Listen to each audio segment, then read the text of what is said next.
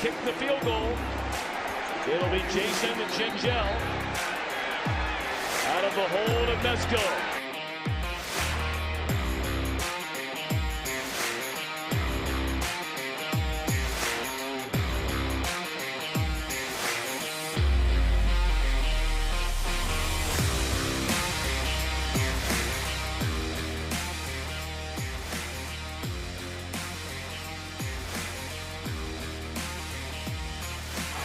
Good snap, good hold, and the kick is blocked. Appalachian State has stunned the college football world. One of the greatest upsets in sports history. Live from Chatterbox Sports Studios, it's Off the Bench with Thom Brennaman.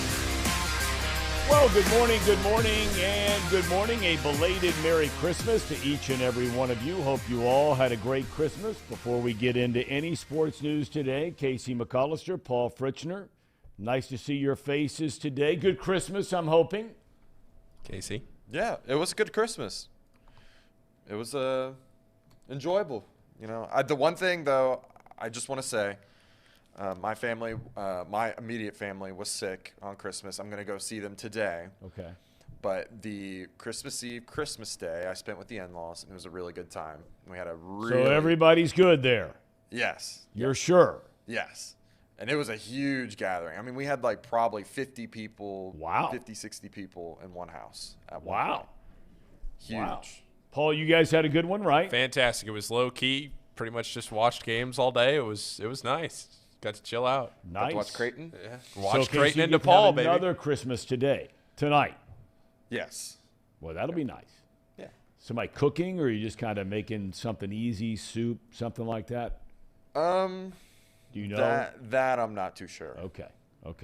I would hope so. Your if first they're all Christmas sick, in your but- new crib. You spent a little bit of time there. Yeah, I did. That's it was nice. It was good. It was a good time. That's very nice. We took our small family pictures, posted it on Facebook. Really? Yeah. Okay. All right. Well, I mean, what would the world be without pictures on Facebook? Nothing. So good morning and welcome to Off the Bench, presented by United Dairy Farmers. We are here Monday through Friday, 10 a.m. to noon Eastern. You can check us out. Already a big crowd gathering on YouTube/Chatterbox Sports. We always ask you to please subscribe to the program. You can also find us on Facebook, where this show is streaming on the Chatterbox Sports page. Flip the notification switch on if you would, please. If you prefer to join us in podcast form, by all means, just search Off the Bench with Thom Brennaman, and you're dialed in. Well, as the saying goes, a win is a win, especially in December on the road against a legendary head coach whose team is fighting for its playoff life. Yes, the Bengals won their 7th straight game, a nail-biter, 22-18, a decision over Bill Belichick and the New England Patriots. This thing looked like it would be a 44-10 kind of a game, but we know that's not what happened. I mean, look at some of the numbers, and I'm not a big stat guy, as you know, but there are some numbers that just blow your mind. In the first half, the Bengals run 48 plays, Patriots 17. Bengals had 22 first downs, New England 3. Bengals had 303 yards of offense. New England had 70. 284 passing yards. Patriots had 29. Burrow had 3 touchdown passes. Mac Jones had 5 completions. But then came the third quarter. 3 first downs for the Bengals. 67 total yards of offense. A turnover, no points. Fourth quarter, another turnover. A miracle touchdown for the Patriots, 0 points for the Bengals. The Patriots had the ball inside the 5 when Von Bell forced a fumble with less than 2 minutes to go, sealing the win, and with it a fantastic Christmas present for all the Bengals and the Bengals fans. So the team is 11-4 on the year, still sitting atop the AFC North, 2 games to go. And still the number 3 seed in the AFC playoff picture. That's because Kansas City trounced Seattle 24-10 to stay at 12-3. Buffalo is also 12-3 after a monster fourth quarter, in a 35-13 win over Chicago. So now the Bengals can leapfrog Buffalo with a win over the Bills this Monday night at Paycor. To get to the 1 seed, Kansas City must lose one of its 2 remaining games, and the likelihood of that is slim. The Chiefs play Denver at home. Denver's not any good. Then the Raiders the following week in Vegas. The Raiders totally stink. So that's where it stands. Baltimore clinches a playoff spot with a win over Atlanta. The Ravens can still win the AFC North with a victory over Pittsburgh at home this week. And then the finale here on Sunday, that following week. Lamar Jackson, by the way, is expected back this Sunday. The rest of the AFC is fascinating. Jacksonville is now in first place in the South after a win and a Tennessee loss. Jacksonville plays at the Texans this weekend. Texans are playing a lot better. That's no layup. And then they play home against Tennessee, the season finale. Tennessee has to play against Dallas at home this weekend before that season finale against Jacksonville on the road. Now, trying to figure out the final wild card spot in the AFC, pretty tricky. Big game tonight, and it'll make things potentially a lot clearer. You have the 8-6 Chargers playing at Indianapolis. LA wins, and they're in business for the 6th seed. 5 teams, believe it or not, including the Pittsburgh Steelers, remain in contention for the number 7 seed. Now, over on the NFC side, Dallas clinched a playoff spot. What a win over the Eagles. Of course, Philly was without their star quarterback, Jalen Hurts. But I tell you, that Minshew is a backup. That guy he's got to be the best backup in the league. Minnesota is the 2 seed after a last-second win over the New York Football Giants. San Francisco has won 8 straight. Brock Purdy, how's he looking? I would say he's probably the best backup right now. Casey, no comment? No, all I got to say is that he's slowly starting to change my mind. Okay. Well, you know what? It takes a very big man to make that kind of claim. I watched the whole game, 49ers versus Washington, and he was making some throws, but I still think the scheme really helps him. Okay. Kittle's really good. Well, no doubt about that. So anyway, the 49ers are still in the hunt for the number 2 seed, but they're going to need some help. And by the way, speaking of the 49ers, I mean, you watch a whole game. How about Nick Bosa? Holy Moses. Everybody was talking about Parsons early in the year. Slam dunk. Bosa, the former Buckeye, he has 2 sacks, forced fumble, tips a ball that wounds up intercepted, 7 tackles, 5 quarterback pressures. He is a cinch for the NFL's Defensive Player of the Year. Then you get to the 4 spot. After that, good luck. The Giants are 8-6 as the 6th seed and have games with Indy and at the Eagles. Then you have 4 teams vying for the final spot, including the surging Packers, who beat Miami. Tua looks terrible. No other way to say it. Green Bay plays its final 2 at Lambeau Field against Minnesota this week, Detroit the following week. We'll talk about all this coming up shortly. College football, the bowl games kick into high gear really starting tomorrow. There is a game tonight. And, of course, it all culminates New Year's Eve, college football playoff semis, TCU v. Michigan, that one in Arizona, and the mighty Buckeyes colliding with number 1 Georgia Saturday night in Atlanta. College basketball, that seems to be one sport that recognizing Christmas does mean something. Only a few games played Christmas Eve and Christmas Day.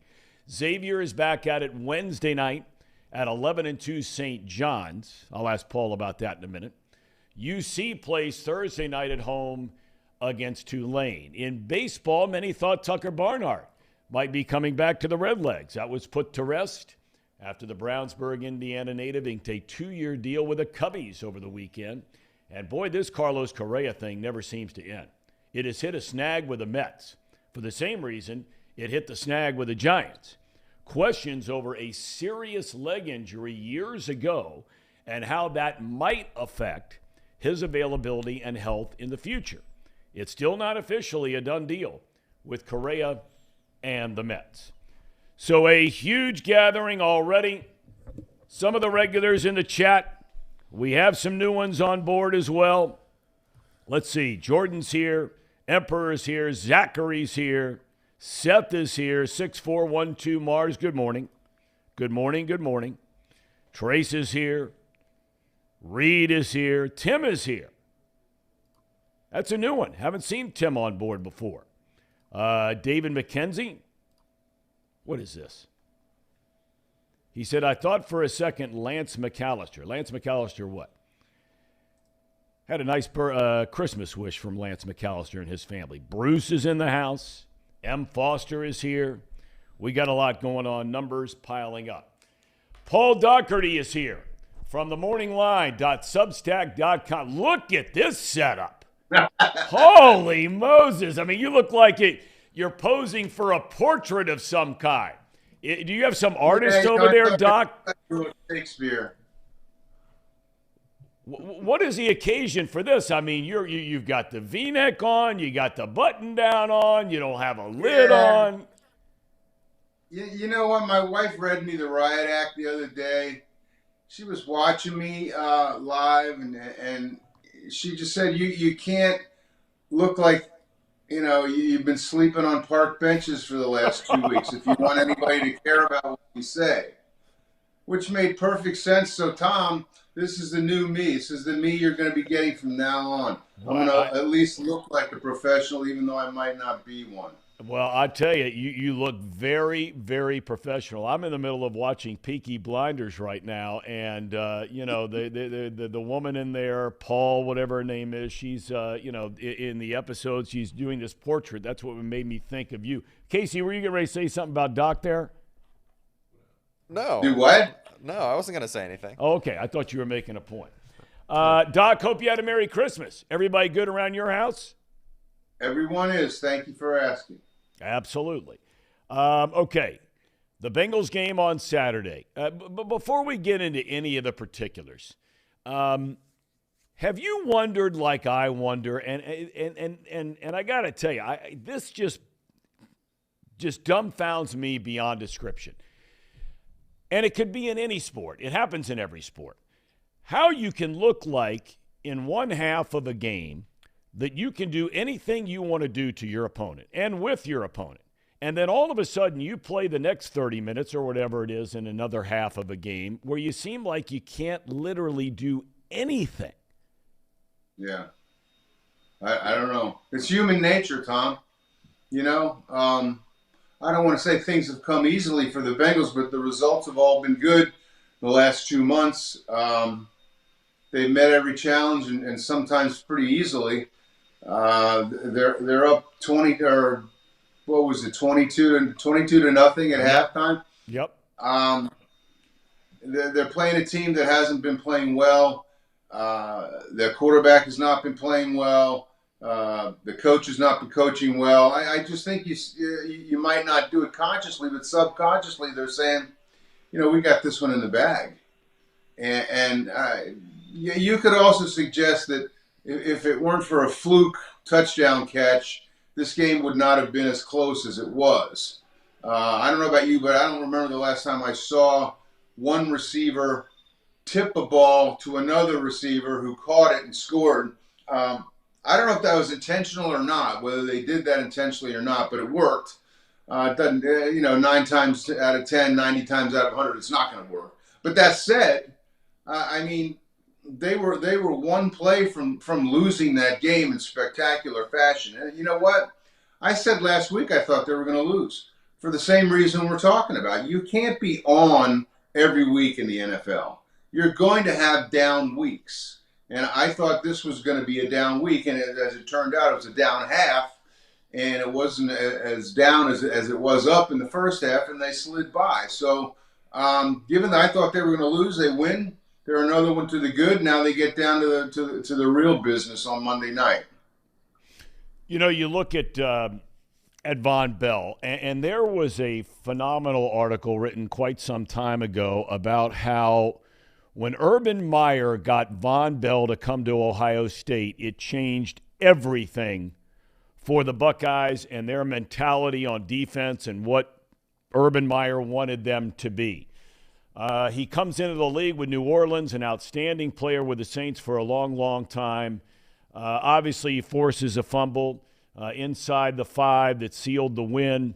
But this guy, it seems like we talk about so many other players on this Bengals team, whether it's Reeder and not having him around, or Hendrickson, or how well Hubbard has played, and then the defensive backs and Awuzie and so forth.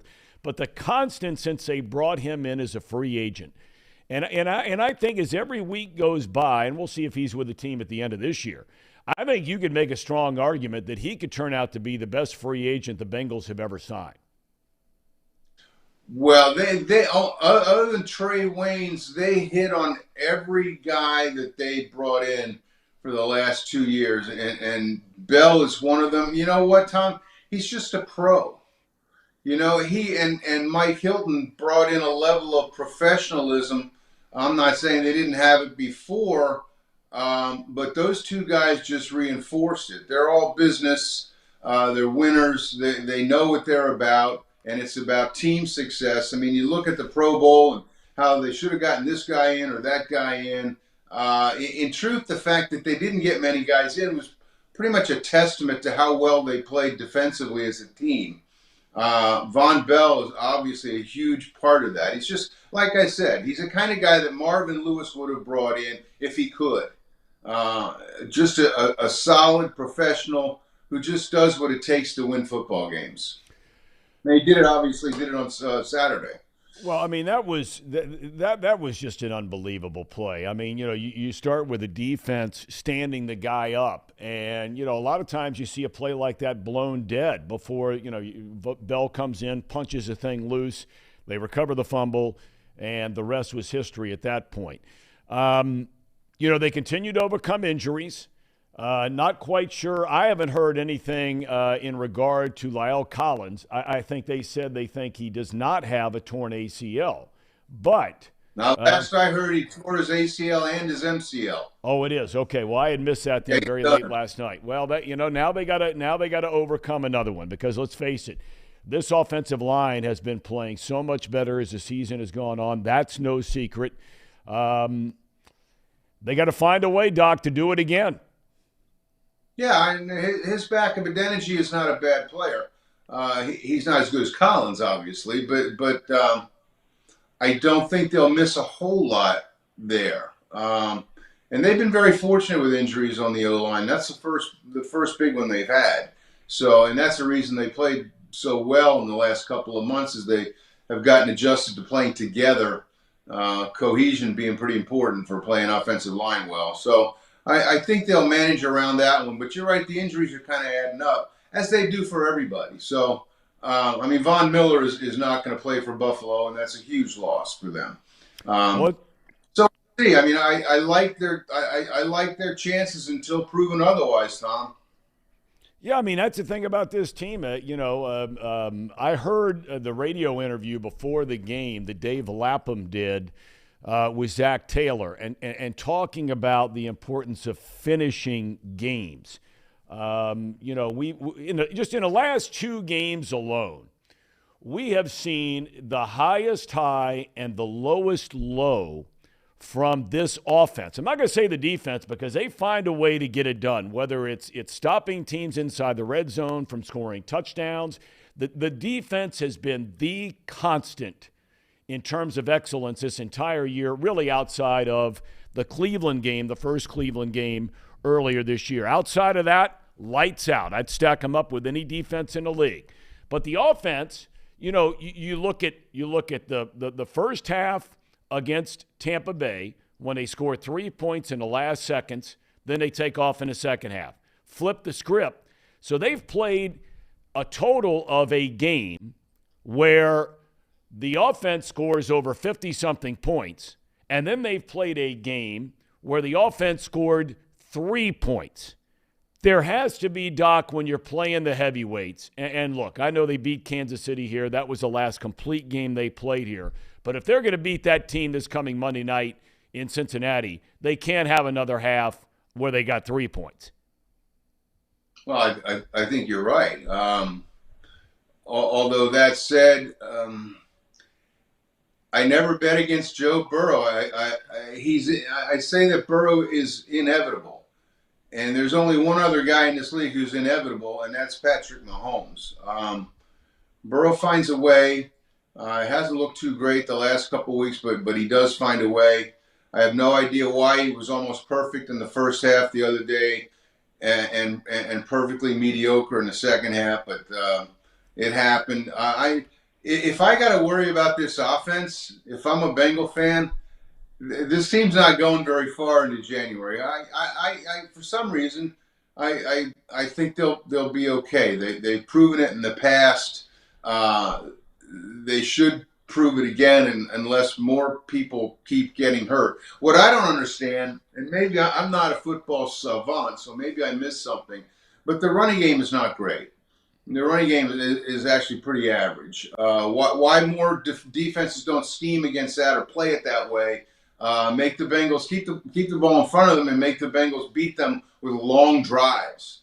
Don't let that ball get over your head. If you're not really that worried about their running game gouging you, I'm not sure why you don't do more playing deeper safeties and just keeping the ball in front of you. If the Bengals are going to score against you, make them do it in 7 or 8 minutes and not 2 or 3. But other than that, like I said, if you're a Bengal fan, you got to worry about this offense. You won't be watching a lot of hometown football in January.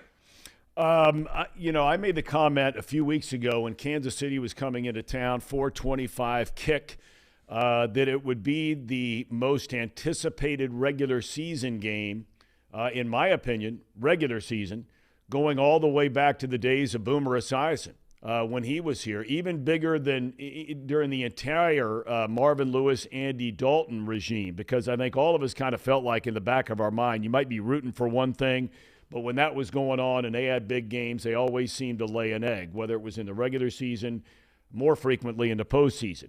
This game Monday night is going to make that Kansas City game look like varsity versus junior varsity. This place is going to be insane. On January the 2nd. Yeah, never discount the fact that the game is at 8 o'clock at night, which gives people a whole lot more time to drink. That's just a fact.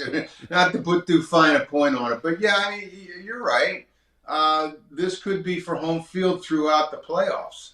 And you know what? Eventually, if things go according to Hoyle, they're going to have to play either Buffalo or Kansas City again after Monday night, and they sure would like it to be here and not. I mean, would you rather play the Bills here or in Buffalo in January? You know, yeah. We have a decent chance of getting an okay weather day here.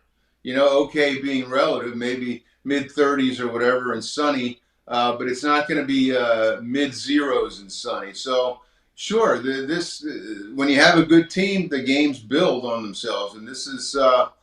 This one will end up being more important than that Kansas City game, but maybe not nearly as important as the next time they play Kansas City or Buffalo.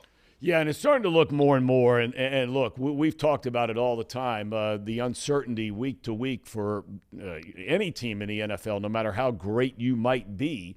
Everybody's capable of laying an egg. I just don't see it happening, though, for Kansas City against Denver at home this week and then going on the road to the Raiders, who were just awful the other day. I think it's safe to say that certainly the odds and the percentages would be in Kansas City's favor to get that number 1 seed. But, hey, if you beat Buffalo and you get the 2 seed, you know you're going to get, 1-2 games at home? So, you live with that and you roll the dice if you get to that next one for another AFC championship date in Kansas City. Yeah, can you go back to Kansas City and beat them for the 4th time in a row? Which we know can happen. And I think the Bengals are going to beat Buffalo here. The more and more I watch Buffalo, and I know that they took advantage of, some poor play in the fourth quarter by the Bears the other day, but when you compare Mahomes to Allen, for me, I just think Allen gets so sloppy with the football at different points in time. He's an electrifying player, an unbelievable talent, tough guy, cares, passionate, all those things. But I'd take my chances of beating Allen ahead of beating Mahomes again. I just think he takes care of the ball better. Yeah, well, yeah, that's because he does. Yeah, that's true. That's true. All right. Well, Doc, an early Happy New Year. And it's going to be a lot of fun these next number of days, college bowl games, all that kind of thing. Will you be tuned in to the college football playoff games next Saturday? Sure. Okay. I mean, it's the best thing on TV. The only thing I don't like about those games, and I've said this forever, is that they take so long, Tom. I mean, Yeah. it's almost like maybe we should just put them all on video, on tape, or whatever you call it, and watch them like that. Watch them with a clicker, the way the coaches watch film, because it's just 4 hours of anything is about an hour too long for me. But yeah, that's it. I'll watch. Sure, I'll watch. Yeah, and I don't know anything about. You know anything about TCU? Well, Doc, I have a daughter that goes to college there, and ever since she started there, I got skin in the game. I got money in the game, hell of a lot of money in the game, and so I've watched virtually every game of theirs this season. I've been down to a couple of games over the last couple of years, and something just tells me that they're going to take it to Michigan. I think a lot of people. That don't follow TCU don't understand a couple of things about them. Number one, they're going to have a first-round draft pick, a high first-round draft pick at quarterback and wide receiver. They would at running back if the kid could come out, Miller. They have an outstanding offensive line. But that defense of theirs is as fast and as physical as any defense maybe this side of Georgia that I've seen play all year long. I know most people think Michigan's going to win the game, and they've got a great team and all those well-coached. But I think TCU's got a legitimate chance to beat them. All right. I'll take your word for it. There you have it. Doc, thanks for your time today, my friend. Great to see you. You bet, Tom. Thank you. Boy, Doc looking handsome there this morning. His wife getting on him. When your wife gets on you, You got to listen. you guys don't know this officially yet, but, man, when they get on you, you better get it together in a hurry. That was a good-looking setup. That was a big league setup. I mean, he as you would looked say. really It was. nice. Yeah. Really nice. We had a couple of comments in the chat. It's nice to see somebody where the camera or phone or whatever, computer, is not right there in their face. So we thank Doc for that. We thank his wife for that. That was mighty, mighty nice. Let's see. That's right. Reed Mouse says, amen, Tom. Listen to the wife. Well, I'm not going to get carried away because it doesn't mean they're always right. They're not always right. They're right a lot. They're not always right. But usually when it comes to looks, they're usually right. To being drip. That word was used around our household over Christmas. Drip. How'd it go over? Well, I mean, I'm not very drip. My kids made that quite clear. But that word came up frequently about who is drip. My son thought the whole Burrow thing again was drip. He wore the Christmas sweater, right? I didn't see it. He had drip. Yeah. Is that how you say it? I thought he was. I thought somebody when You they have looked, it. he has drip. Yeah, there you go. Really? That's how you say it? I Yeah. just thought you said the dude's drip. Oh no, Luke didn't correct you there. Well, I didn't say it. They were saying it. Oh, Okay. well, maybe I'm All right. the. Well, we're maybe still I'm wrong. teaching Tom around here. All right, we're going to take a break. We're going to talk more about the Bengals game. We're going to talk a lot more about what's going on around the whole playoff picture because this whole thing starting tonight and through the next 2 weeks is just it's exactly what the NFL wants. It's what the NFL is built for. Baseball's not built for it. Basketball has too many teams. Hockey has too many teams that make the playoffs. But when you get 7 from each conference, out of what? 6 out of 15, right? 15 teams? 16. 16, that's right. I always get baseball and football confused. When you've got 7 teams that make it, And now here we are with 2 weeks to go, including a huge game tonight, Chargers playing at Indy. And you have, you basically got your, I'm not going to say top 4. You do in the, you get your top 3 in the NFC and the AFC. They could move around a little bit, but those 3 teams are all locked and loaded, ready to go.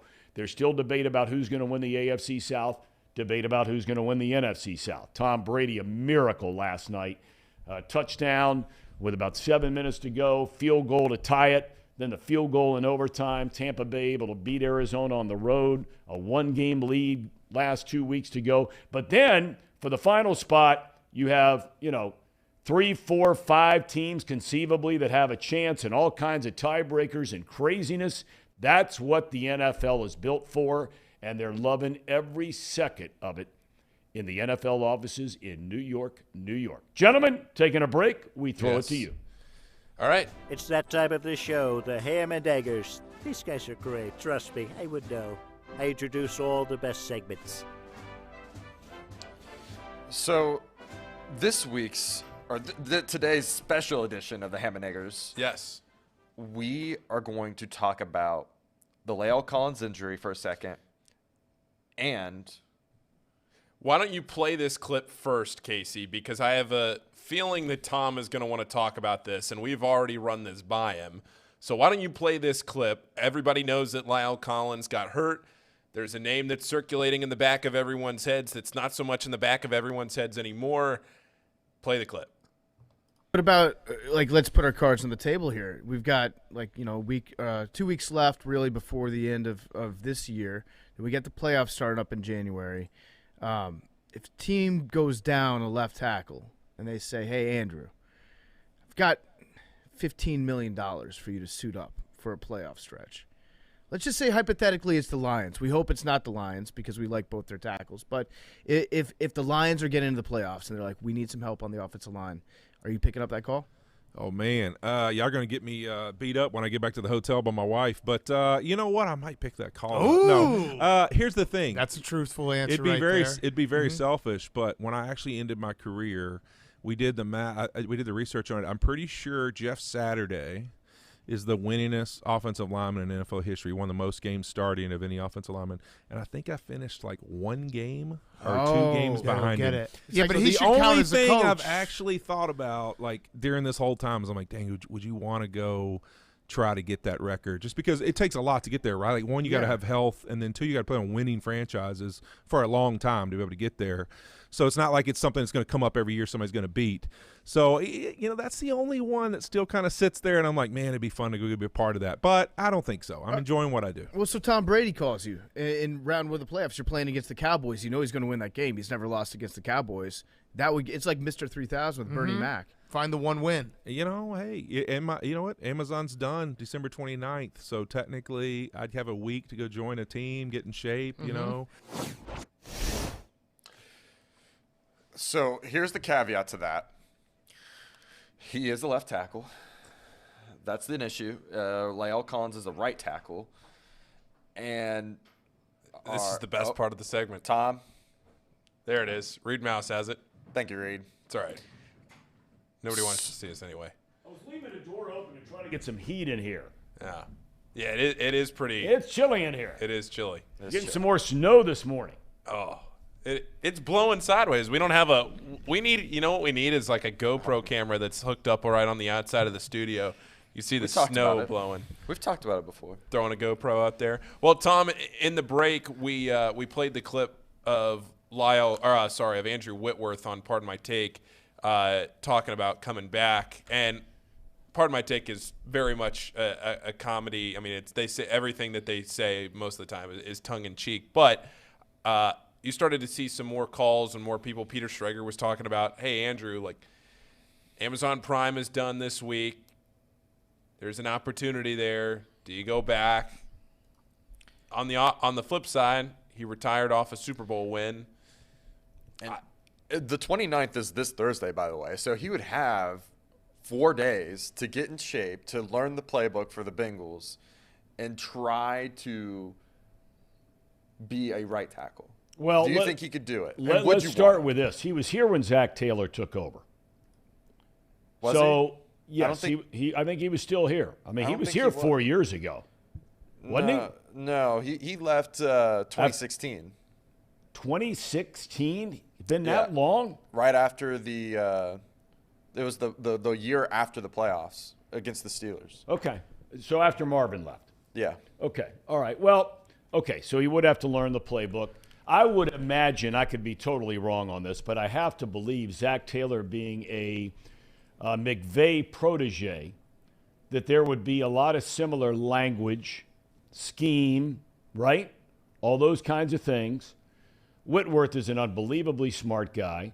I know nothing about the difference between being in good shape or being in football shape, but every time I see Whitworth, he still looks like this mountain of a man who's taking care of himself, right? Yeah. I mean, he's first class all the way.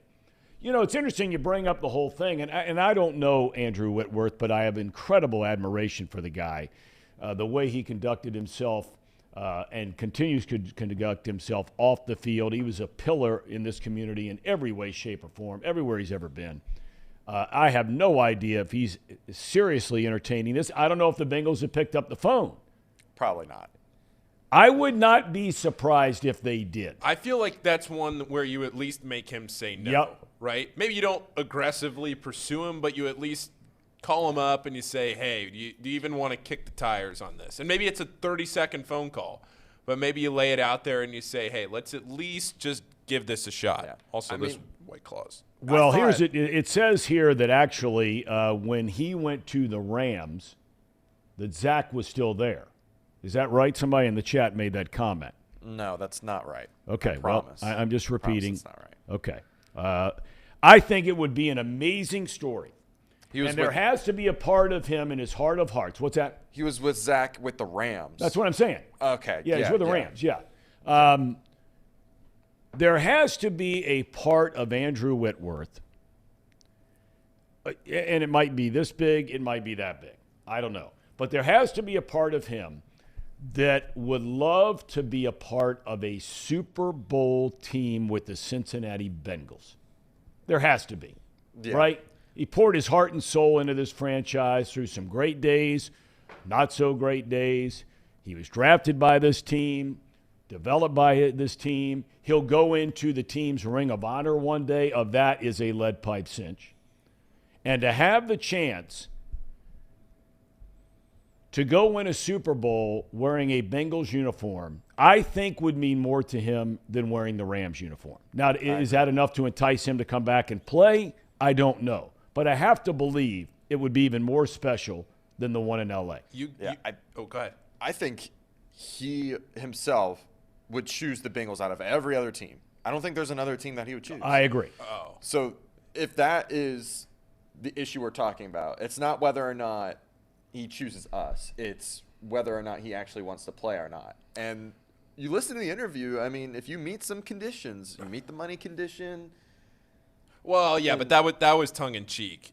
What I would say, though, about this, and this is what I would ask both of you because you guys would know the answer to this better than I would. What is the likelihood or what's the difficulty, I guess, of going from tackle to right. tackle? Yeah, going from end to end. My guess, I mean, look, again, I don't know. I've never done it, never will do it, obviously. But I have to believe, well, I mean, let's be honest about it. Your best tackle plays left tackle, in theory. Although, I'm not so sure that's what's going on over there right now. Boy. But Andrew Whitworth, smart enough guy. It would take some time, I think, for him to get used to the switch, because he's played left his whole life. That's fair. That's fair. And do they want to risk that 2 weeks before the You know postseason? what? I'd do it in a heartbeat. I would. I mean, if I were Troy Blackburn or Duke Tobin or Katie Blackburn or Mike Brown or whoever it is down there that would be the person to pick up that phone, their relationship with them is without a doubt strong enough. You could call him you could call him Christmas night. Maybe they called him Christmas night. And you could just say, hey, look, man, We wouldn't play against Buffalo. That's not going to happen. We're not going to play against Buffalo. But if you feel like, and we feel like, you come in here, playbook, teammates, scheme, fit, all those things, we'd line you up there against Baltimore. You're in the starting lineup. If we like what we see, you're not going to put a charity case out there, okay? Because the other kid has actually played pretty good, right? I mean, he's played pretty well at Energy. And he did all right the other day. But, man, if you could have Andrew Whitworth out there, I'd take an 80% Andrew Whitworth over most other offensive tackles, left or right, in the NFL right now. I agree with that. Now, let's be clear. There's probably like not even a 10% chance that this happens. But if it did, what you just described, him coming back his first game against the Ravens in Cincinnati. And there's a chance that game is on Sunday Night Football too, right? I don't see that happening. Well, I don't see it happening. I think it's going to come with the, and we've talked about this before. Go ahead, you make your point. Well, what I was going to say is there was one other game, because we had talked about the Lions and the Packers, but there was one other game that people were talking about getting flexed into Sunday Night Football. But what game is that? Is it the Chargers? Is it the Chargers game? I think the Chargers were just flexed out of Sunday Night Football this coming week. That's this coming week. Here's the schedule. There was one game that everybody was pointing Tennessee, to. This Jacksonville? No. Maybe. Yeah. Well, look, there are two games. There are two. We've talked about this before. What NBC wants in that last game, and what they've always proven they want, okay, is not always necessarily the game you or I want to see. I mean, a better game, if it comes down to that, for the AFC North Championship, without a doubt. You've got two playoff teams guaranteed already with the Bengals and the Ravens. It's a better game. But what NBC wants is they want, in a perfect world, two, okay? And that could happen with Jacksonville against Tennessee, where one wins and they're in, the other loses and they're out. But here's the other thing to keep in mind with that, though, and this is what I was going to say because I was thinking about this last night. They could flex that Jacksonville-Tennessee game to Saturday night and put it at 8:15 and make it a primetime game because they're not going to make the Bengals go and play on Monday and then play on Saturday on a doubly short week. That's not the right English to say, but they're not going to make them play on Monday and then play on Saturday. But they could get the best of both worlds where you have Jacksonville and Tennessee playing on Saturday night at 8:15. And then if the Bengals-Ravens game is for the division, put that at Sunday night. Well, the other one you could be facing too here is, I was looking at the schedules this morning. You've got Carolina, right, and New Orleans are both one game behind Tampa Bay, correct?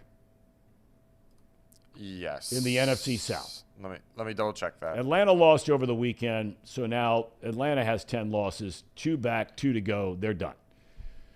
But you have New Orleans, who beat Cleveland over the weekend.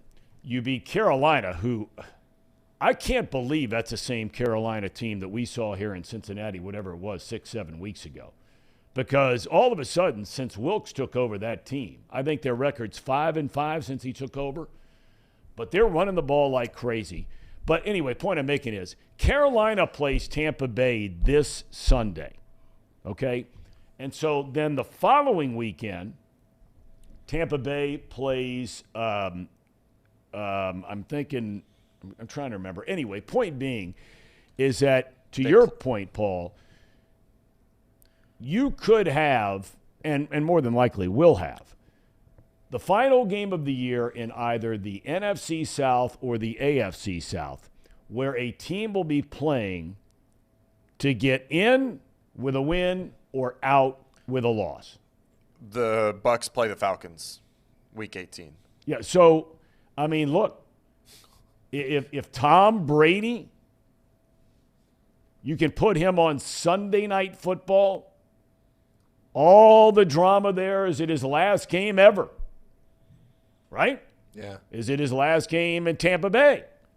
Is this his last hurrah? And the Buccaneers have to win the game to get in the playoffs, that's the game they're taking. They've proven that through the years. But who knows? We're not sitting, what do they call that place at NBC? Rockefeller Play, is that what it's called? Rockefeller Center. 30 Rock. 30 Rock, right there in New York City. Let's see here. Okay. So, want to talk about some of these teams. Well, no, let's get back to the Bengals game for a minute, because this is the absolute, when we said it at the beginning, a win is a win. You went to New England. They're trying to get in the playoffs. You're facing Bill Belichick, all those kinds of things. You nearly cough it up at the end, but you win the game. So, Casey, knowing you as we do, as a glass more than half full kind of a guy, you're just saying we take the win and we move on, or are there some signs that you're a little worried about? Well, I don't think there's an issue, honestly. There was a really questionable call, in my opinion. I thought it was a fumble, and then he called the whistle way too early with something that close. So that's a 12-point swing. Then you're looking at if there's anything to worry about, it's McPherson. Well, and boy, you bring up a great point there, but go ahead, please. And if you look, there's no wind, and there was questions about him pregame, looking off. I don't know. He missed 3 or 4 in a row. But nobody made a field goal on that field goal that he missed on. I'm not worried about Evan at all. I'm not. You're not? No. This guy has missed more extra points than any kicker in the league. I'm not worried about it. It should be noted, from 50 and in. Now, from 50 and out, he's the best kicker in the league. From 50 and in, he has missed 6 times this year. It's not good. I mean, look, I'm a big fan of the guy. I love his moxie and all that kind of stuff, but he ain't been Money Mac. No. He cost him 5 points in a game the other day. Well, yeah, but Nick Folk didn't make anything either. Well, I don't care about Nick Folk. But Nick Folk's going to be watching the playoffs at home. Well, and he doesn't have a nickname, Money Folk. I mean, yeah, but Nick Folk was the leading kicker like a year or two ago. But regardless, that's not the point. The point is he missed crucial points where this game should not have been this close. And in all honesty, we were killing them. But Joe made a really bad mistake. Jamar Chase fumbling was really bad. But we were moving the ball up and down the field. I'm not worried about the offense. I'm not worried about the defense either. They always managed to figure out how to win the game. But when you don't know that you have security in your kicker, I mean, it's tough to break out of that mental game for those kickers. Well, let's back up, though, the first part of that statement you just made. Yeah. The offense, what did you just say? They what? They find a way to win? No, I said the defense. Oh, the defense. Okay. But okay. The offense was moving the ball on them pretty much all day. Well, the second half, they weren't moving the ball. They were, but they threw a dumb interception, and then Jamar Chase trying to make a play fumbles the ball. That's more than half of their drives, right? So yeah, but in the second half, they did not score a single point. They would have. They what? They would have. Do you get points for that? No, I'm not saying that. I'm just. They were shut out in the second half of the game. Yes, and they I scored get that. 3 in the first half against Tampa Bay before the Buccaneers decided that they were going to play hot potato with a football. Yes, turning it over 4 times in 11 plays. Yes, you're stating the facts. I'm just saying that this team made some uncharacteristic turnovers. Jamar Chase doesn't fumble the ball, trying to make an extra yard or 2. Joe Burrow doesn't just chuck it up there. And it was a terrible, terrible throw. I mean, there was obviously some communication errors there, but Joe's just got to get rid of the ball. Don't try to make a play. Just throw the ball out. So You take away those two things, I think they would have easily killed the Patriots. I really do. But you have to admit, and everybody at home, you have to admit this too, when you were watching that game at halftime, it's 22-0. You're thinking this is a 40-10 kind of a game, the way things are going. I just don't get it. And look, and nobody has the answer for it. I don't think Zach Taylor has the answer for it. And that's not a knock on Zach Taylor. I don't know. Bill Belichick has the answer for it. I don't know how in the world a team in any sport, as I said earlier to Paul Doherty, I just don't know how you can look so great for 30 minutes, and in the other 30 minutes, you can't get out of your own way. You're throwing picks. You can't convert on third down. You're fumbling the ball. I mean, look, I just don't get it. And look, I've said on this show before, okay, if this was a Bengals team with major flaws, I would not be sitting here whipping the horse down the home stretch. I wouldn't do it. It's like so many bad baseball teams that I broadcast for, the Cubs, the Diamondbacks, the Lord knows the Reds. I mean, what's the point of beating a team down when they don't have the horses? There is none. There's none. There's nothing you can do to that horse that's going to make them be any better than what it is. But with this team, you have got to whip the horse down the stretch. This deal where they've played an entire game over 2 games, a half against Tampa Bay with all these offensive weapons, okay, this cannot be denied. You played an entire half against Tampa Bay where the only first down you got was on the opening drive before you turned it over. Then you went 3 and out, 3 and out, 3 and out, 3 and out. Then you go down the field in the final 30 seconds of the half and kick a field goal. Okay? Awful. They weren't bad. They were awful on offense with all these weapons. And then you play the second half against New England and you don't score at all. Yeah, I mean, you're playing teams now where that nonsense ain't going to float. You can beat the New Englands and the Tampa Bays and the, whoever. You ain't beating Buffalo and Kansas City with that nonsense. Not happening. 3 points over an entire game, who you beating? I will say this. When they do play those teams, they don't make those mistakes.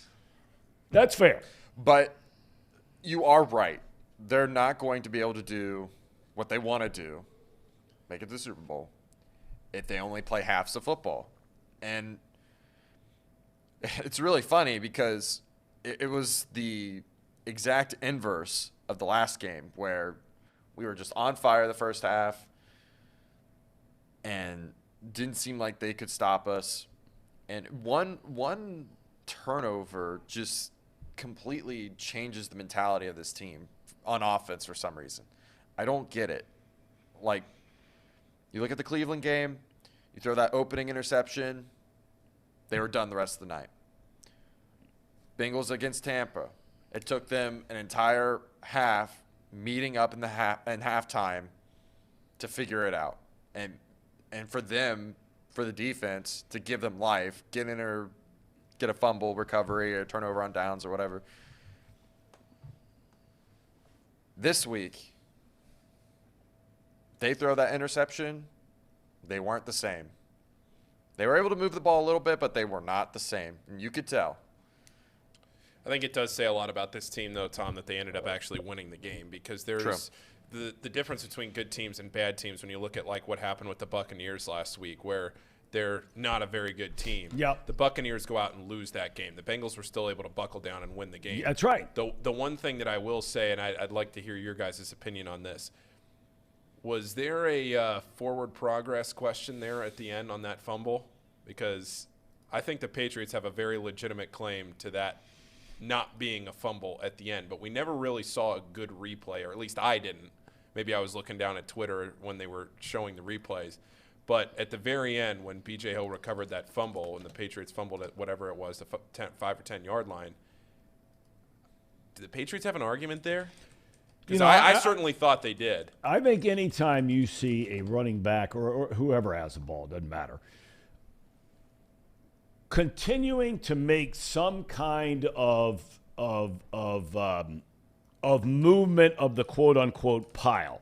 That could be vertically. It could be horizontally. It looked to me like the runner was still on his feet, moving around, trying to drive to his left or drive to his right, whatever it was. And I didn't think the Patriots had an argument about it. Did they make a big deal out of it after the game? Did anybody say anything about it? I was just curious. Not really. I didn't see enough. I didn't really see enough of a big deal that I figured that I must have missed something, whether it was, maybe he was trying to get out of the tackle, maybe everybody in the scrum. I'm just putting the question out there. I don't necessarily think that it was. And clearly the officials didn't think so, but I was just putting it out there because I did see enough people talking about it that I thought we should at least bring it up. Here's the play. Here's the play. Here's the play. Okay, let's watch it again. I'm going to mute it real quick. Okay. So he bounces back, and then all right. I don't think there's anything there. If he was surrounded, but he started backing up, he had a chance to bounce it out. Yeah, now that that's the first replay I've seen of it, so I'll take that. I would. All right. Okay. I think I'm with fair. you. I think that's fair. All right. Jolly points out, and we know he's out there with all the, Californians out there. Says, look, this whole thing, is an NFL parity question. The Bills have had bad games. Kansas City almost lost to Houston and Denver. The only thing that matters is a win. 6412 Mars says, let's be a little more optimistic here, fellas.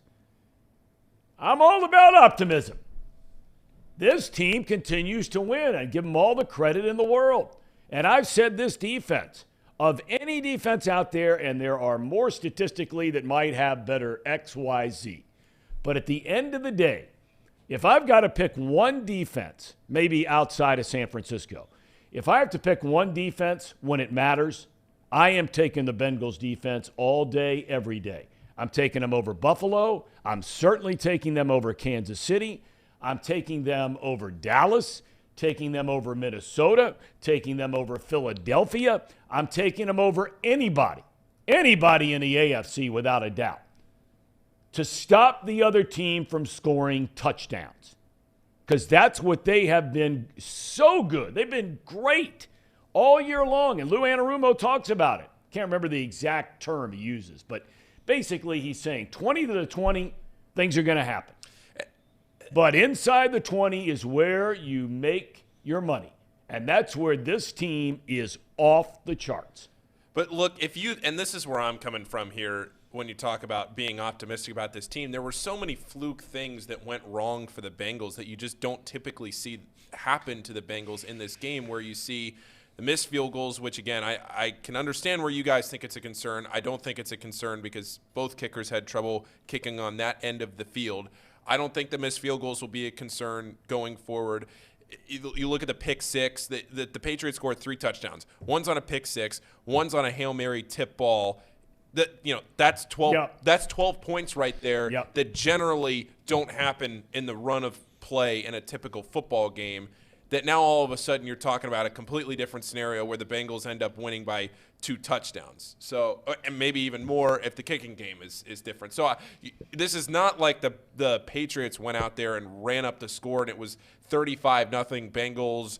And, they score they march down the field 4 times in the second half. They earn 4 touchdowns, and the Bengals have their backs against the wall. These were 2 things that you generally don't see. The Bengals, who are one of the best teams in the NFL right now, had a bit of an off half. I don't see any reason to be concerned in the long run when these are not problems that continually crop up. It was a tip ball that got caught. And it was a pick six on a miscommunication. I'm talking more about the offense than I am the defense. I believe, you just said a second ago, I'll take the defense over anybody. Yeah. Anybody. Like I said, not the 49ers, but anybody. Because the 49ers are just insane. And by the way, do they still have a chance? They have to have, I guess, statistically, a chance to get the 1 seed, don't they? If Philadelphia were to lose their last 2 and the 49ers win their last 2, that would be a tie. Did the 49ers and Eagles play this year? I think they did.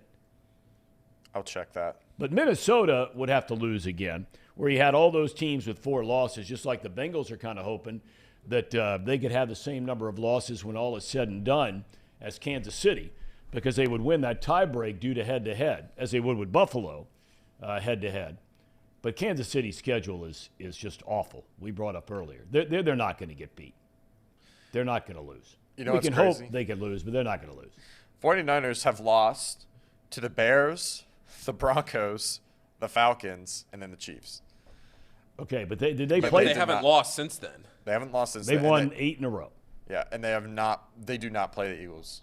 Okay, so what's their record in conference games? Live have that math. up there? Live math, Casey. Do it. Because a team, you just ripped off a couple teams they lost to from the AFC. You said Denver. 0-1, 1-1. Denver and Chiefs. So I'm just trying to think. You can go to that playoff thing where it tells you, what their record is inside the conference, and that would be the first tie break if you have 2 teams that did not play one another.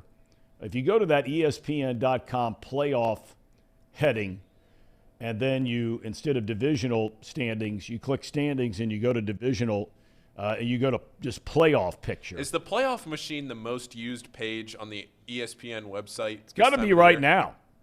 Got to be right now. It's an unbelievable. Yeah, I'm not seeing it on the playoff machine. I got to go to their okay, but anyway, real quick. We've got some people believing in Minnesota. Nah, Minnesota. Tell you what. Now here's one of those things where you almost wonder. You almost wonder, is this destiny for the Minnesota Vikings? I'm not a big Vikings guy. I'm not a big Cousins guy. They've won 12 games this year. They set an all-time NFL single-season record the other day when they kicked that, 61-yard field goal to win the game the other day against the Giants, right? 11 of their 12 wins have been by 1 score. Think about that for a minute. What a season for them. I mean, 11 of the 12 wins by 1 score. So a touchdown or less. They're losing at Green Bay this Sunday, though. They play at 4:25. And you think I'm kidding. But Green Bay's going to be playing for a playoff spot, and Kirk can't play at noon. So see, there you go. A hater. Well, on your boy I'm just Kirk pointing Cousins. out facts. He does not win if it's not at 1 o'clock. And if just to answer that one question before, San Francisco winning out and the Eagles losing, San Francisco would get number 1. So there you have it.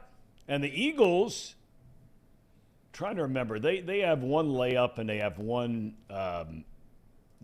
tough one left. They play the Saints and the Giants. Yeah, so the Giants will not be – where's that game, the Giants game?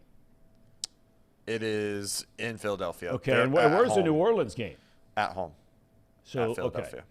Well, I mean, look, neither one of those are layups. New Orleans is playing good football right now. Andy Dalton has brought them back from the near dead. Is Andy going to sneak in the playoffs? Well, he's got, they got to win out, and they got to hope that Tampa Bay loses another game. And if there's a tie between those two, in their head-to-head, I think they split this year. So then the next thing you would go to would be, I believe, divisional record. Are we going to see the Red Rifle in the postseason, Tom? How about that? Are they going to sneak in How about here? that? Red Rifle! Don't look now. Andy Dalton! Uh-oh. No. No. All right, have we heard from Zim yet? Yes, He's in. He's in. Let's get him in. Now here's a real man, a leader of men. Zim Hude. Hang on one second. Here we go. Here he is. Let's start. First of all, my man, did you have a Merry Christmas? And are you back on Twitter? I had a Merry Christmas, but I am not back on Twitter. You know what's so wild about that? I was looking at some of my old digs and stuff this morning. Like, I had a nice little folder where I just, eviscerated, all of these people. And I was just like, man, those were the good old days. Just getting online and just cooking up a whole fan base and, having them cry about how Joe Burrows, he has all these weapons and just killing every single narrative. I did truly enjoy that, but I did have an awesome Christmas. My son was running around running the house, doing laser tags and all types of wild stuff. It was a good day. How about yours? How was your Christmas, Tom? Great, thank God. Great Christmas. Everybody, a roof over our heads, food and shelter from this brutal cold. Is it as cold where you are as it is here? It has been just unbelievable how cold it is here. Man, it's so cold. In my house, I looked at the thermostat, and it was like 60-something degrees. You know, I like to keep it around 69-ish. 69 is a great number, but I keep it around that area. And I thought the heat was broken or something like that, bro. I was panicking. I was like, well, I can't have people come over here and they're like, why is your house like freezing? I don't know if I had knocked some ice off or something or whatever outside, and I was shoveling a little bit, shoveling around, like getting ice off. I don't have snow out here, but bro, it's brutal. Like, what was that? Saturday or Friday? Bro, it was like 10 degrees, like 9 degrees, and it felt like 1. It was crazy here, so. Well, yesterday was a little bit warmer. You ain't in the same league with us. What are you doing with the koi, by the way? Before we get into the Bengals, what's the deal with them out there? Because, you know, you're out there a woodsy man, as we've talked about before, and you're taking care of those koi out in the pond. What are you doing to keep them, safe right now? So, crazy story. You have to set up aerators around your pond to make sure that they get the proper oxygen and the top level doesn't freeze over. Take the filters out the ground. So my son helped me with that a little bit. It's a long, grueling process. It took me about like an hour and a half or so.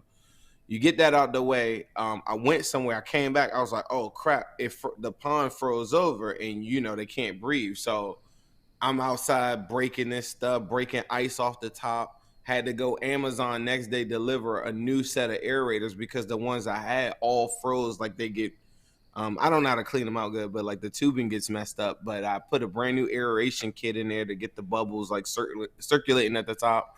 The fish are in good, you know, they're in good standing. They're all at the bottom just hibernating and stuff. But it is kind of scary, especially like when I go out of town or something and it snows. I'm always like, oh God, like I'm like looking on the camera like, oh man, I hope they all right. So that is a little spooky. My hands, bro, I came back. I was outside breaking ice, trying to get whatever because the ice gets real thick. I came back and my wife was like, what happened here? I thought I had like frost like did damage to my fingers. Yeah. Because my hands were like purple looking like, but I put I wrapped them around like a heat warmer or something like that and got them right. Zim, you got a Reds cap on there in Bengal colors. Is that what that is? It's a unique hat, right? It is. You selling that still? Is that marked down on zimhude.com right now? No, it's actually a guy named Kent. He sells these. He's got some unique, you know, stuff for, you know, like casual baseball fan. You know, I don't know nothing. I know baseball, but I don't know baseball. Okay. Super casual. I just, you know, if you really look at the C, though, it's not really like a red C, I think, for like a copyright type of thing. Right. It's more like a bear C, right? But, yeah, you know, you look at it real quick. You're like, oh, he's got a, you know, so. Okay, some of our folks on the chat want to know what the deal is on that. All right, listen, I want to get into with you, much like Casey is here. Well, first of all, before we get, a lot of people are asking about your shirt. Now, that's a big-time shirt. What does that say? No Jamar Chase slander will be tolerated. He fumbled the ball the other day. What do you got to say about that, Zim? I mean, it's Jamar Chase, man. Like, I mean, he can't do no wrong, bro. Like, you know, you gotta, Tom, you gotta go back and look. I did a famous thing on YouTube. You will love it. It's a great part of Bengals time capsule. It's called the Civil War. Me and my partner Ace Boogie, we started it up. I wish I knew you there. You would have been so perfect for it. But we had all these guys on there, and we a lot of big names on there. Just battled Jamar Chase, and I was the captain of the Jamar Chase one. And then after that, my guy at LFG Cincy, where you can get this shirt, LFG Cincy. They're located in Cincinnati. They actually print all of my stuff too. Shout out to Cam and them. But they made this shirt. I wore this one time. I was going to a Bengals game or something. And they actually upgraded me to first class. And I remember. And I wore this to the AFC Championship game, and we won. I haven't gone back to a game with it, but it's one of my favorite sweaters. It's super warm, but you can go to LFG Cincy and get it. But I don't get that much slander from Jamar Chase. But early on, they did not like me, bro. At the very beginning, they were like, you can't be serious. I mean, your quarterback got his leg tore. I mean, there's people still like that to this day. You know, like, there's some psychos out there. But Jamar Chase is that guy. I actually put that clip on my Cincinnati pod Twitter where Jamar Chase does fumble. But, man, if Judon doesn't reach his hand out there and strip that ball, he could be gone. Like, that's, you know, I know I get called a homer sometimes. But, you do. Bro, he had a lot of green in front of him. I'm going to tell you that. That's a minimum 40-yard, like, pickup right there. All right, tell me, Zim, we've been sitting here talking today, okay, and like you said, you do border on homer, although I give you credit. When things don't go well, you're the first guy that will point it out, okay? But you look over the last two games, and at the end of the day in the National Football League, and this is as cliche as it gets, a win is a win. But they played over the last two games. They played an entire game, so, 30 minutes in one half, 30 minutes of another half, where they scored almost 60 points. Over those same two games, they played 30 minutes of one half, 30 minutes of another, where they scored 3 and they can't get out of their own way. Are you at all, be honest now, Zim, a little worried about the lack of consistency from this offense the last couple of weeks? Yay or nay? No, I am not worried. I know we'll probably get into the Lyle situation. There is a cause for concern, but if you look around the league, look at the Chiefs, like you used one of my favorite words, consistency. The Bengals consistently just went undefeated in November and December. They're the hottest team in football. So if we're looking at it through a fine-tooth comb, that's fine with me. I have no problem doing that. But you also got to look at, like, a win is a win in this sense. Last week when the Chiefs narrowly escaped the Texans in overtime, a win was a win. The Bengals were told that they had the hardest schedule. The last 7 games were brutal. Then after we win, everybody's making it seem like, to me, like, they should have did this and they should have did it. But if you're saying that the level of competition is now risen, then I would think, like, the second half adjustments of Bill Belichick, they start to come into play. In the second half adjustments of a lot of these different games too, they come into play. But, I think the game plan in the second one, it's one of those things where I thought they got a little pass happy, in my opinion. Then you're now trying to work without Lyle Collins on the line, and now Adeneji's out there, and he looked pretty decent. He gave up 5 pressures, and I think he battles a lot with bull rushes and power, and so he's going to get really tested with that with the Buffalo Bills with Gregory Rousseau on them. But I will say that for the most part, I think you're losing more in the run game. And I thought that kind of showed in the second half, where I thought we had a chance to ice it and they weren't. And then because of the stream of events that happened, it was like super risky to throw the football at that time and be able to stop the clock. So then if you're not running the ball consistently or effectively, then you're in a bind there, because if you throw the ball, you jeopardize putting it in harm's way. But the one catalyst to everything, to me, that everybody is not really paying attention to me is the defense.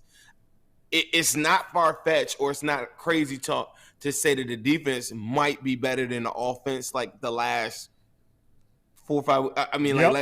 Outside of the Panthers game, the offense looked amazing, but the defense was insane in that game. And I think people kind of get away from that. And every time there's a big play to be made, it's not a bend, don't break. Like, I hate when people say that. It's not that. It's when they need a big play, they rise to the occasion. And we've been seeing it all of last year. Is that sustainable?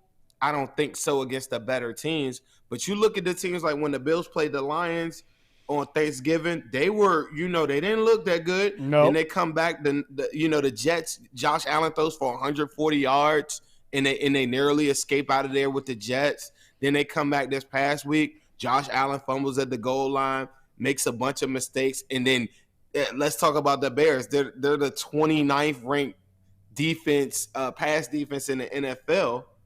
the Bills, this juggernaut offense should look amazing, right?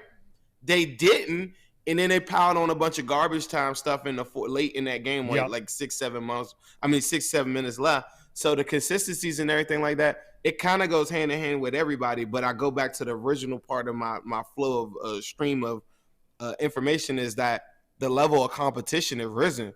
So then you got Judon, Uches, and probably this is a top 5 defense that you played. They're going to make big plays on their end too. And I just thought that, you know, even in the Chiefs game, they left like 11 points on the board. And those are things you can't do in the playoffs.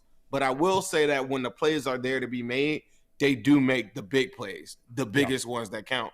And that's championship caliber football. No doubt about it. Now, let me ask you this. There's been a lot of talk on our chat and in and around Cincinnati, okay? We know Collins is now done, sadly, and certainly our thoughts are with that young man. He's still a very young man. I mean, he's got a bright future in this league, and he should be able to come back from this injury.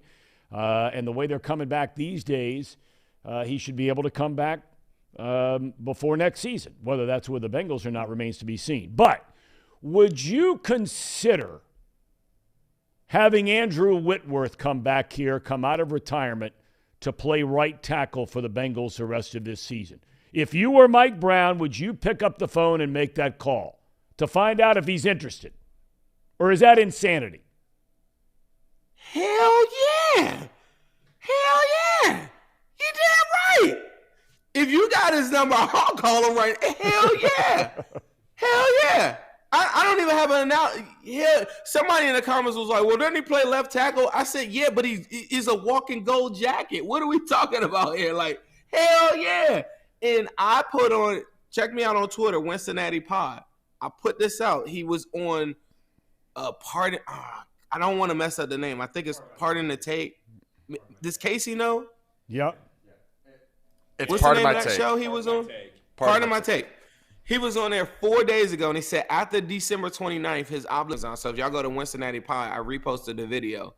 But he said that, you know, he enjoys being at home. He would entertain the idea. Today, go on Twitter, go look at his likes. Someone said Andrew Whitworth to the Bengals, and he liked the comment on his Twitter.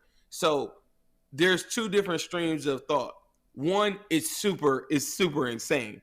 But Eric Weddle did do that last year for the Rams in the same breath, right? He literally did the same part, came back the last month, got a ring, got up out of there. There's a lot of stuff that they probably need to clean up with the Whitworth thing that I probably think that he doesn't like, but I know that his family and stuff, they really do like the Bengals and they do like Cincinnati and it's well documented. And I just think that if I'm him, I could sell it to my fam like, hey, just let me do this for a month. I know that I could get a championship with these guys. Let's just go at it. And the point I was going to make, he said there's one record that he wanted, and it's one that Jeff Saturday has. And he said if he just plays one more game, he can get that record.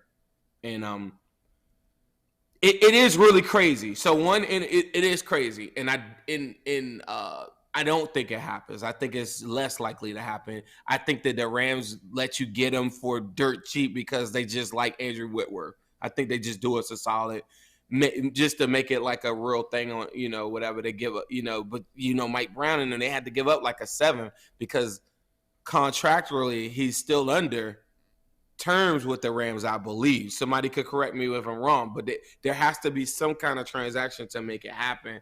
And I think that would have to be like a 7-round pick or something because they can't just slice them. I don't know how that will work. Yeah, I don't know how that works. That's a very good question and a very good point you make there because, contractually maybe there is something there. And, the Rams aren't going to stand in his way. I mean, he helped bring that team a Super Bowl title. There's no way on God's earth that – I don't know about Kroenke. Some people like him. A lot of people don't. But – you get into their front office and that kind of thing, and there's no way they would stand in his way if the Bengals are thinking about it. And I'm going to start searching around after this show is over to find out from some sources of mine if this is something they actually are thinking about. I got a guy I could call. I got a couple guys. I'm going to ask them. I'm surprised, Zim, cat like you hadn't been on that already today. I mean, you're all over it with Cincinnati, you and Ace Boogie. Man, it's my account, man. You know, like What's the deal on that, on by the way? What's the deal? I mean, have you heard anything from the people at Twitter? This is going on now, what, 2 weeks now? I mean, come on. Yeah, we're on like week 2. They still say freeze them and stuff, but I'm gonna tell you, followers isn't something that I really cared about, you know. But I will say this: my reach is not as extended as it used to be. Yeah, you're right. Where I could say certain things and I know that it would take off like wildfire. Now, I did post that Whitworth thing, and I noticed that a lot of people, like, it was probably like 500,000 people. Had that been under my main account, you probably could have got an interaction from Whitworth. And that's the thing that I know, like, that's kind of killing me. It would give me a lot of interactions with higher up people or, you know, more famous people or whatever. So I do miss that portion of it. I'm still the same guy. I don't have like pep talks and stuff because I want to keep it, you know, concentrated to my pod for the most part. But man, that's the only part that sucks. I wish I had it because I just think I could help get enough eyes on a lot of different stuff. And that's why I always looked at it like it was our account. I never really, you know what I'm saying? Like I wasn't showing pictures of myself. I know, Zim. Everybody that is tuned into this show, and we're doing bigger numbers by the day, everybody is begging Elon Musk, even though he's stepping down as Twitter CEO apparently after just buying it, to free Zim Uday. That's all we're asking. Just free Zim Uday and let the man get back to work. Man, if we could get this thing back before a playoff run, oh my God, like I'm gonna be insane on there. Like I gotta get it back. Like I talked to one of my partners though. He had the same set of circumstances. He got his back in like 3-4 weeks. But all the whole Elon's the whole Elon stuff is just so convoluted. You don't really know what's going on. I will text somebody in the front office though today and ask them, is it a real thing? And then I'm gonna text you. All right. And I'm going to tell you what I think. But I'm going to let you come on to break that story. So even if we have to have you back on tomorrow or whenever it is, we will let Zim Uday break that story. All right, my man. We'll talk to you later in the week, if not within the next 24 to 48 hours. We're thinking about you. We're glad you had a Merry Christmas, you and your bride and your son. And have a great rest of your day today, my man. Thanks for the time. Appreciate you as always, man. Merry Christmas. In case I don't talk to you guys, have a happy New Year. Oh, we're going to talk to you, Zim, before the Buffalo game. So, all right, let's happy talk. New Year. Because we got a lot to unpack with those Yes, we Buffies. do. We got a lot to unpack. No doubt. All right, Zim, have a good one. All right. As we go to break, we only have 3 words. Free Zim Uday. Give me liberty or give me death. As Patrick Henry once said, free Zim Uday. Do I have time to step out before we do our picks? Are you taking it from here, Casey? Yeah. We're going to take it from here. All right, we're taking it. You take it. Or are we going to break? It's that time of the show, the Ham and Daggers. These guys are great. Trust me, I would know. I introduce all the best segments. So, I have one last thing to talk about. Okay. And I'm not sure if you've seen this or not, but I really have a distaste for Mac Jones. Have you seen what he's done the last 2 years to make him a dirty player? I have not, but go ahead. Roll the tape. I'm going to roll the tape here for everyone. Maybe I have seen it. I don't want to say I haven't before I. All right, Mac. Just watch his feet. Just watch his feet. Kicking people, tripping them. Okay, there's one example. Okay. Oh, took out Eli Apple on the left side of your screen. Okay. Goes in for a slide here. Tries to knock out a guy. All right. And then here's the most egregious out of all of them, and this one circulated a lot. I'll let it play through one more time so everyone can see this, but look at his feet.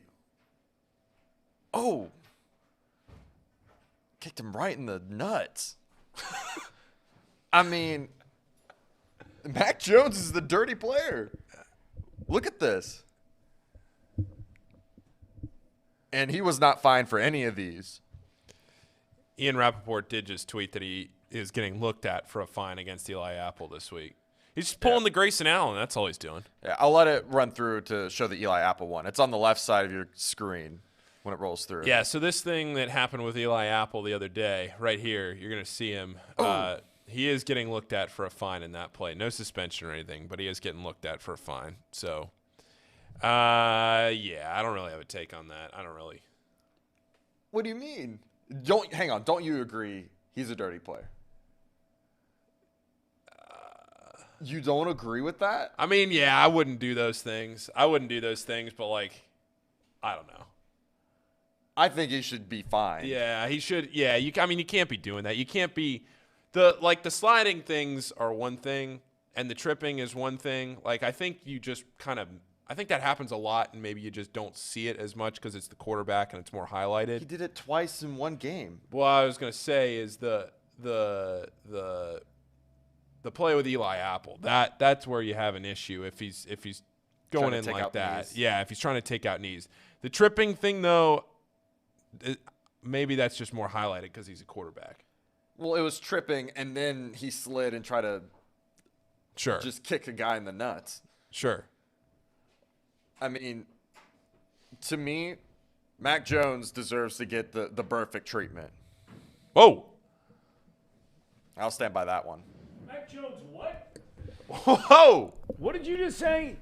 Mac Jones deserves to get the perfect treatment. What's the perfect treatment?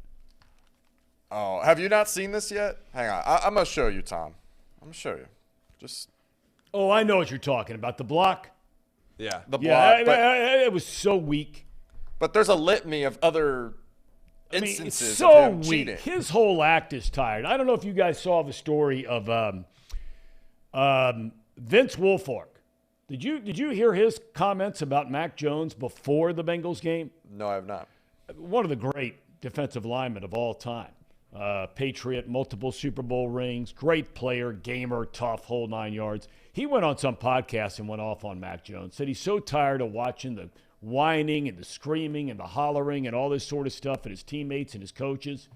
And there was another great player for the Patriots who did the same thing. But that block, somebody should have taken a 15-yard personal foul right there, penalty, and they should have knocked his block off for that play. The tripping things are one thing, but when you go in for a block like that at the knees, that's bad. You can't do that. Well, somebody did that to him, what would happen?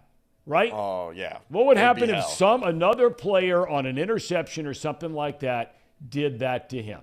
It'd have been flagged in a heartbeat. Right? Right. I mean, total cheap shot, dirty play. And where was that against the Raiders, man? You're going to take Eli Apple's legs out? Why can't you do that against Jalen Jones? Come on now. You're a big boy. Get him. Come on, Max Jones. Let's go. So he's endorsing it in one side, right? And condemning it on the other. I'm just saying. You can't have it both ways, Casey. You can't be a big dog taking out Eli Apple. You can't even tackle Chandler Jones. Come on now. Mac Jones is terrible. Sir Boy Wonder says Paul is a closet Mac Jones fan. Oh, that is true. Could not be farther from the truth. I know Reed is, though. Mac Jones. You should have seen. We started doing a Mac Jones segment. Reed just came running in here. Got to talk about him. Mac Jones and Grayson Allen are actually cousins. Yeah, that's right. Mac Jones gives off J.P. McCura vibes. Tired Mac Jones. All right, are we doing the picks before we get to these guys? I wouldn't have put it past being an in-law or something. I didn't know if that's what you meant. What? Oh, picks, yes. Are we doing them? We're going to get through them, and then we're going to get to these guys with box lunch and talk about some of this We're going to do this pretty quick because we don't have graphics for them, but it does at least give us a chance to talk about some of the games we might not have already talked about. So here, I'll put up the graphic from before the weekend. Before the weekend. This was what it looked like. Paul, the 4-game lead over Casey, commanding 7-game lead over yours truly. $1,000 goes to the winner's charity of choice at the end of the year. So we picked 10 games this weekend, 3 college games, 7 NFL games. First one we picked was Houston, Louisiana, Lafayette. You two both picked the Raging Cajuns. I picked Houston. Houston covered. Don't know if you that was actually a pretty entertaining game. Yeah, it was. That was a fun game. And then this one was fun too. Wake and Missouri. Yep. Tom, you and I picked Wake. Wake covered. Casey, you picked Missouri. That was in fact all three college games that we picked were fun. Middle Tennessee, San Diego State, Aztecs were favored by 7. We all picked San Diego State. Middle Tennessee covered, though. Tell you what, give it up to Middle Tennessee. That's a big-time win for that program, man. Yeah. That is a big-time win. San Diego State's had some good players and some good teams. Good for them. Yep. All right, on to the NFL. Bills and Bears. Tom, you and I picked the Bears. Casey picked the Bills. Bills won big, or at least big enough to Thought cover. we had that one late. Go ahead. Yeah. Seahawks and Chiefs. We hate those big spreads, but Tom, you switched to the Chiefs. Casey and I stuck with the Seahawks, and the Chiefs covered. They killed Seattle. Yeah. Seattle stinks. Go ahead. Frauds. Total fraud. Giants and Vikings. It was close. We all picked the Vikings. We all sided with Leif Erikson, but the Giants covered. But the Vikings win. Vikings win. Vikings win. Giants Leif Erikson. Go ahead. Eagles and Cowboys. We all went with the Big D, and they covered. Needed a little help there at the end. Dallas will get killed if they play Philadelphia in Philadelphia with Jalen Hurts. That defense is leaking oil. Go ahead. Saints and Browns. Browns stink. Tom, good decision not to switch. We all picked the Saints. Andy Dalton goes into Kleberg. Gets a win. Go ahead. Falcons, Ravens. Ravens big. Tom, you picked the Ravens. Casey and I both had the Falcons. Tell you what, man.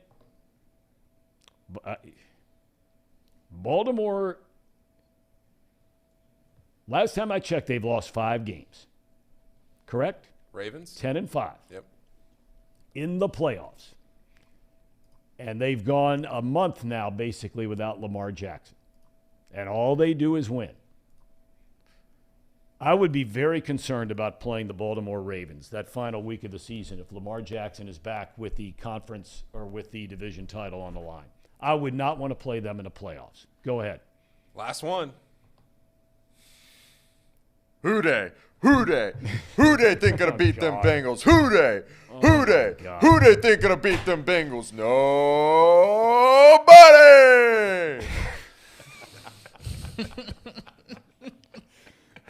So that leaves us here with this record. Oh, boy. Tom, you're right on his heels. Right there. Right there. Sir Boy Wonder says Ravens lose in the first round of the playoffs. Agreed. What? They would be the 5 seed. They would play number 4, whether it's Jacksonville or Tennessee, and the Ravens would beat either one of those teams. What are we? The game would be in Baltimore. It would be on the road. Forgive me. Let's get this on the record now, since you're not going to be here the rest of the week. Well, I'm going to be here, just not here. Yeah, okay. yeah. But let's figure this out now. When are we calling the picks done? Is it the end of the regular season, or are we going through the Super through the Bowl? playoffs. Through the playoffs. Super Bowl, the Super yes. Bowl. Super Super Bowl. Bowl's our last pick. Yep. And we're going to have to start mixing in some college. No. We're going to do the football in and of itself. So what we're going to have to do Did you just say mix in college basketball? I wouldn't mind mixing in some of that. As I we wouldn't go, either. we'll start a new bet, though, with college basketball. We'll start a new sort of, tally. Right, Would new love to tally. do that. Somebody says, this is Chris Sports Gamer. Tom's record just clinched the NL West for the Los Angeles Real Leaders of Men. There we go. And AJ wants to know, Paul, how much money have you lost gambling over the holidays? And we are going to ask these two guys the same thing here in just a minute. To be completely honest, I know AJ loves asking the question. To be completely honest, I actually have not. Maybe I shouldn't admit this, but I haven't bet on a game in a long time. I've been saving my money for January 1st here in Ohio. I've been very responsible. We talk about responsible gaming, and I have not actually put my money on a game in a while. Okay. Bill Jenkins says we're making too much of a performance. I'm assuming he means by the Bengals on an extraordinary weather day. Okay. Gentlemen, how we doing? Doing well. Good Christmas, everybody. Kids and everybody. Trey's good. Very good. Yeah, Santa did well. That's good. And you and your bride, Reed, just hanging out. They did great. Saw both families. It was a nice little Christmas. Any money won and or lost over the weekend, if we may ask? I was hot. There was only one game I lost. Was it the Bengals game? I hate to admit it. Sometimes you're just on a side. I'm going to keep fading the Bengals, and you know what? If they keep winning, good for them.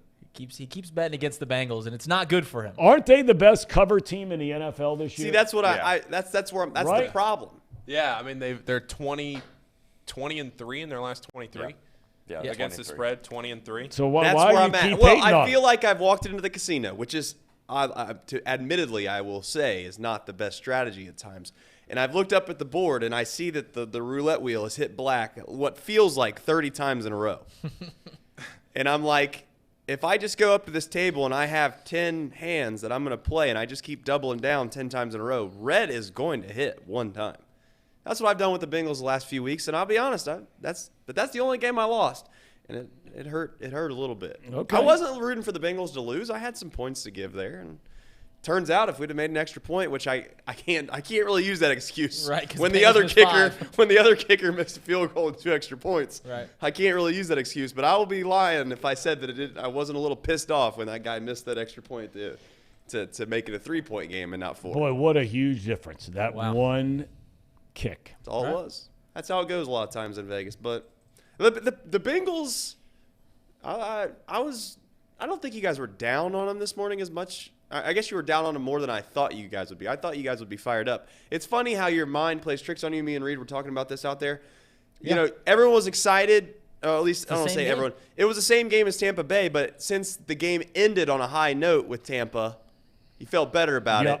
But the opposite happened against New England, and then everybody's kind of worried about it. It's like just, the Bengals are a team that could beat anybody and, I don't want to say lose to anybody, but, I think that's the entire AFC, though, right? Right. Tom, is there anyone in the AFC where you're like, No. I don't want – the Chiefs aren't nowhere near as good on defense as the Bengals are, in my opinion.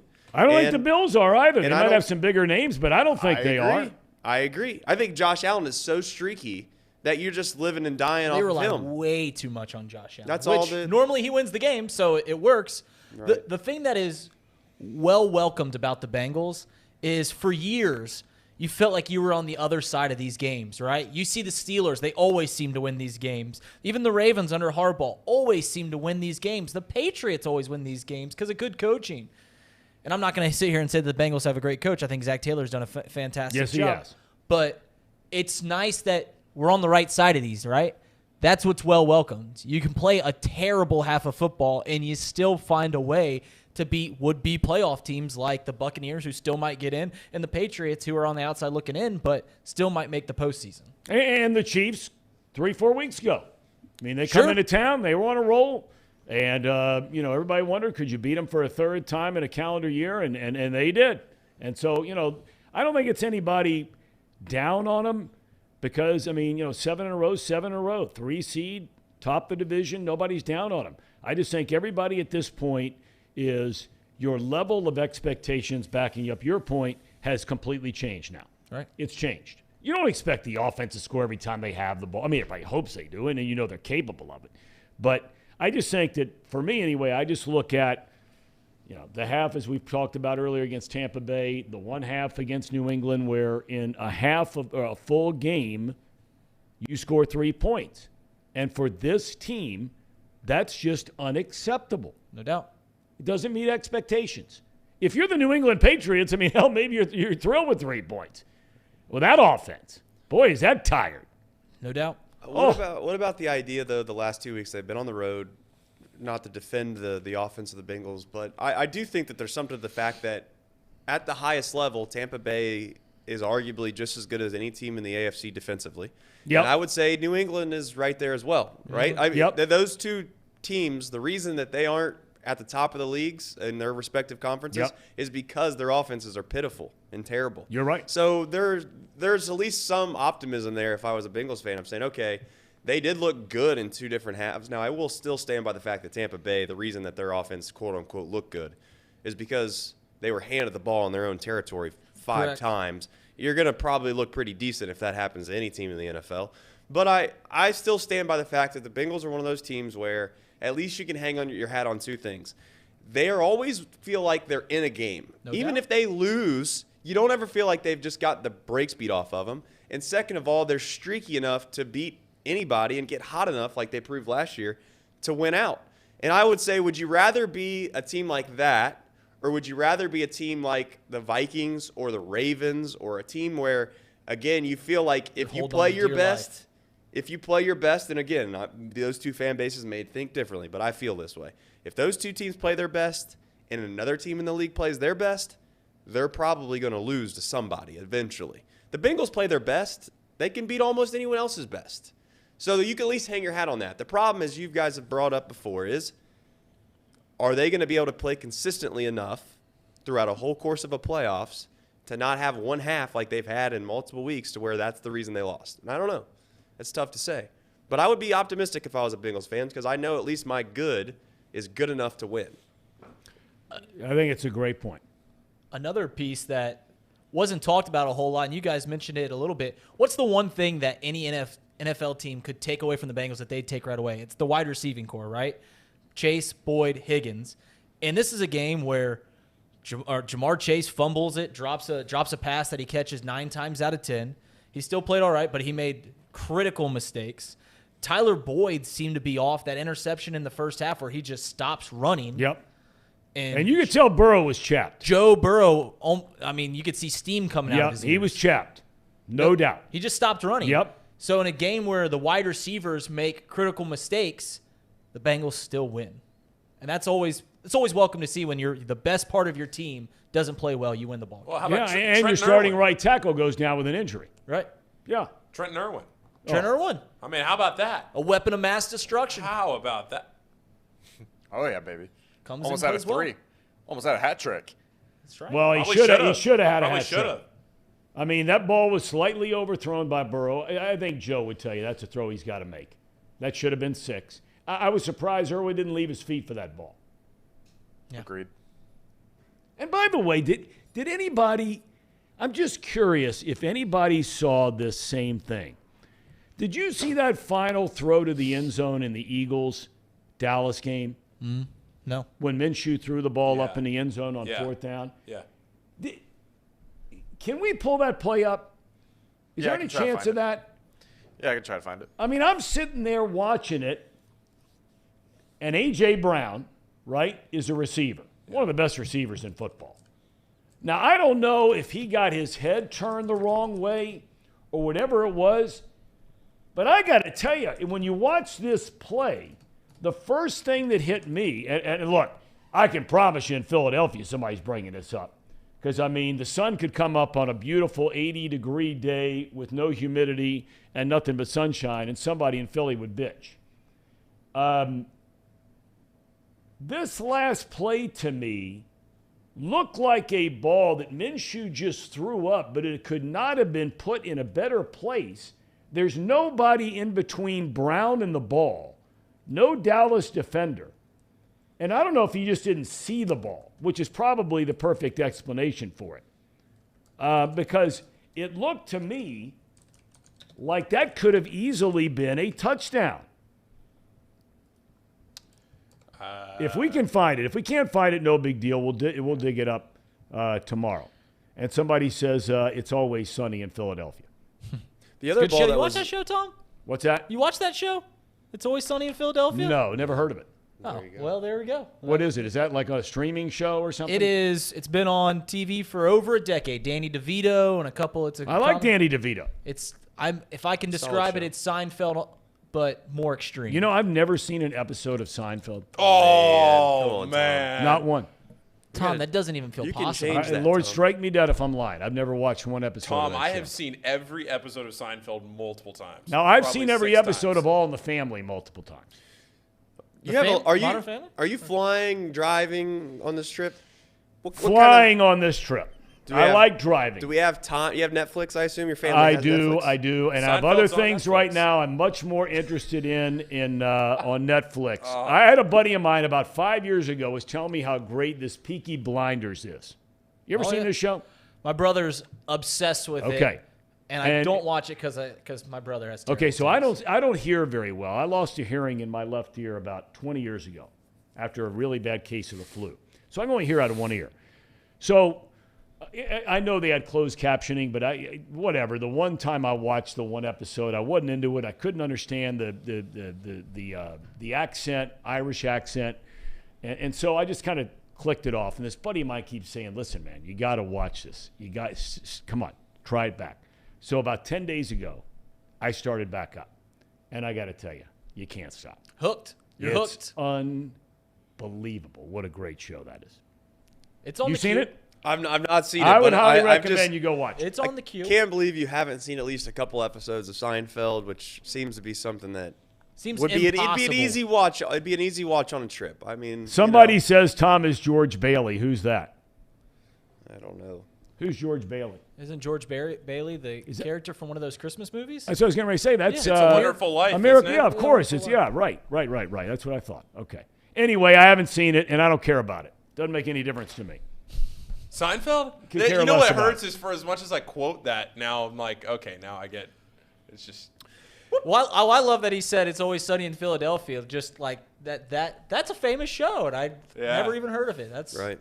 It's impressive. Do you not to jump back to topics that aren't as fun, but really quickly, and I haven't really thought about this yet, but if the Ravens were to lose against the Steelers and the Bengals were to win, It's clinched. Say it again. Clinch. If what? if the Ravens were to lose, right? Lose. They clinch the division if they win. Is that true? Correct. Yeah. Yeah. I got game a up already. wild idea that no one's going to go for, but I'm being serious when I say it. I would take the risk of the Chiefs winning their game on the following week and resting some of my guys, I would too. which Yeah. is crazy to say because obviously you could be playing for the 1 seed, but I've said this for 3 weeks, and now the fact that Collins got hurt the other day, it's not like I'm trying to be a prophet or something. I've been saying this. I think losing the division's an easier path.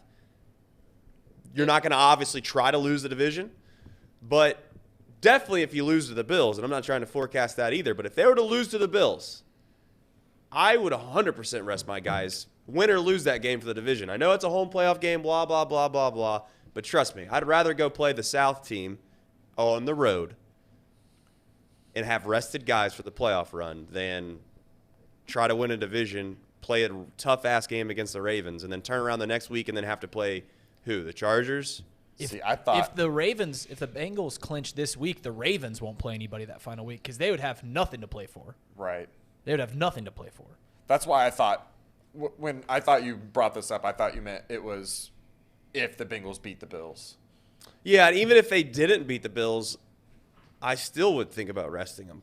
Because I'm going to tell you right now, you know what they did last year?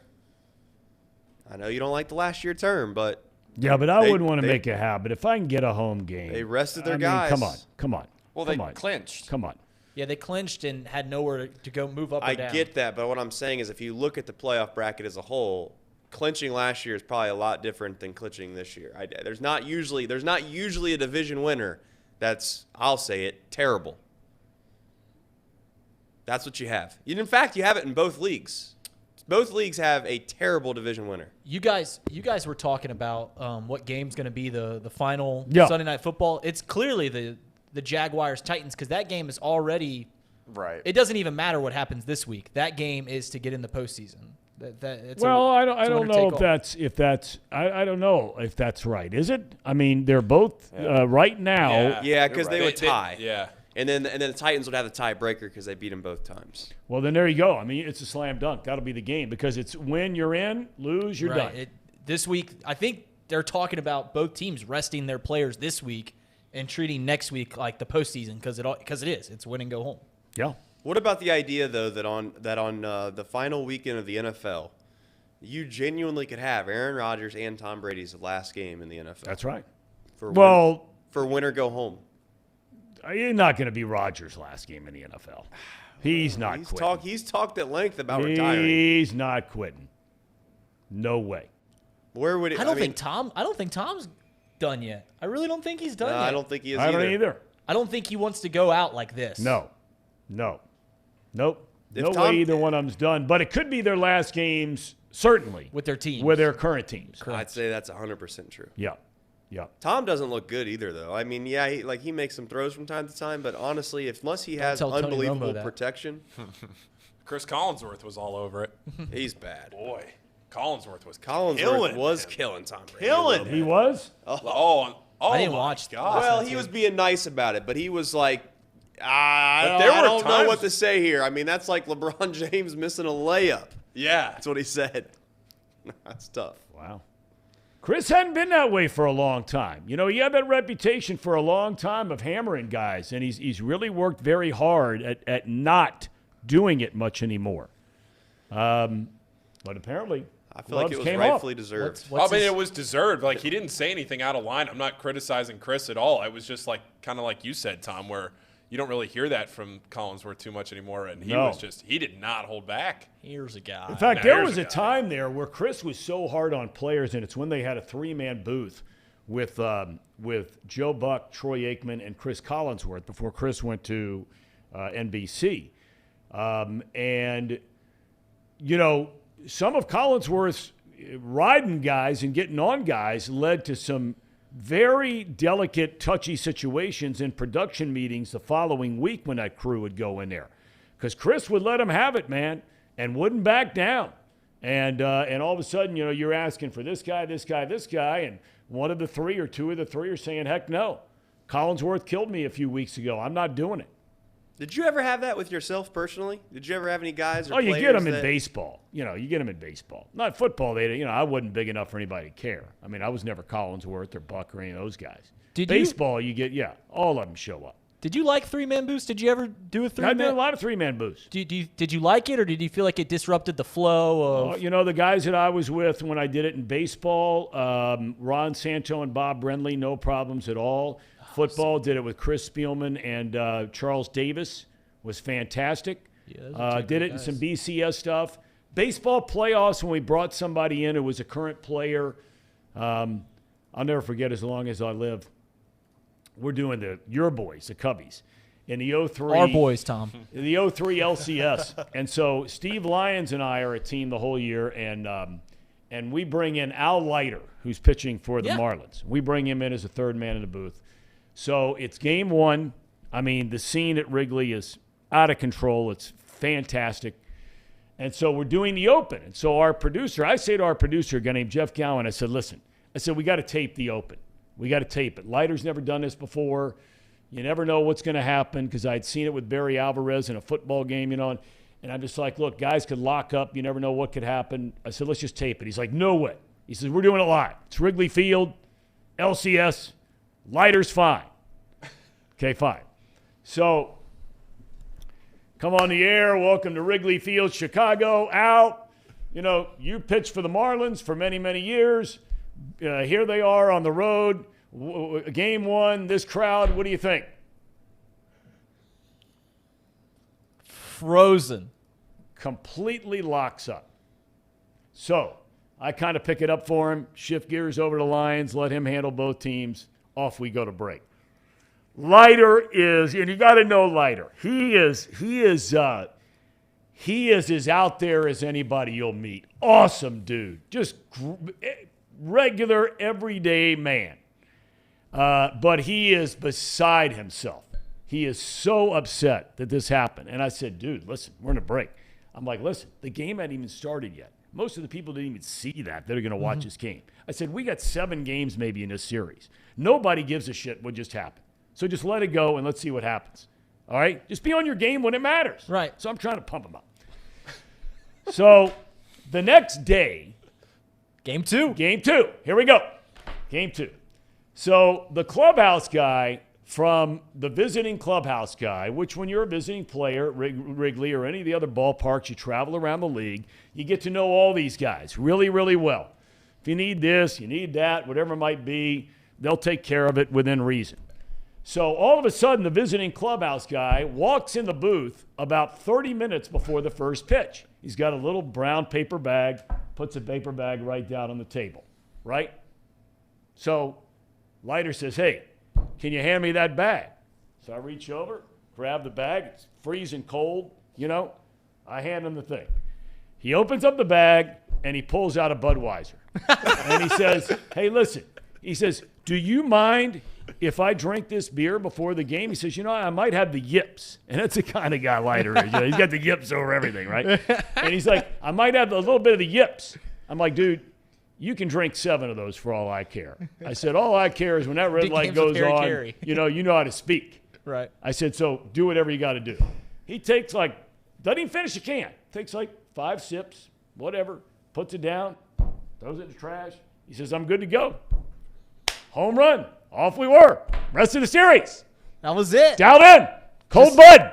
Just needed to relax. Bud man and a Cub fan. Gosh. That's a true story. Al Leiter. Hey, a lot of people people drinking on the MLB Network set, though. A lot of people's best golf is about, That's 2 right. or 3 Bud Lights in or Budweiser's in. That's exactly right. It's why they should let those guys drink on the tour. Now that's something. You know who'd be a fan of that is Daly. Yes, he would. He might be doing it anyway. He might be. All right, so what do you guys like? What do you got going on here today? Well, we're just gonna hang with you today and then take off. We got a lot of us still have some family obligations that we got to run and do for Christmas. Okay. And we do have a Sunday. We do have a We got cherry on top, though, Tom. Tom. We do. Oh, we do. It's, Okay. it's broadcasting related, actually. So I don't know if you've seen the end.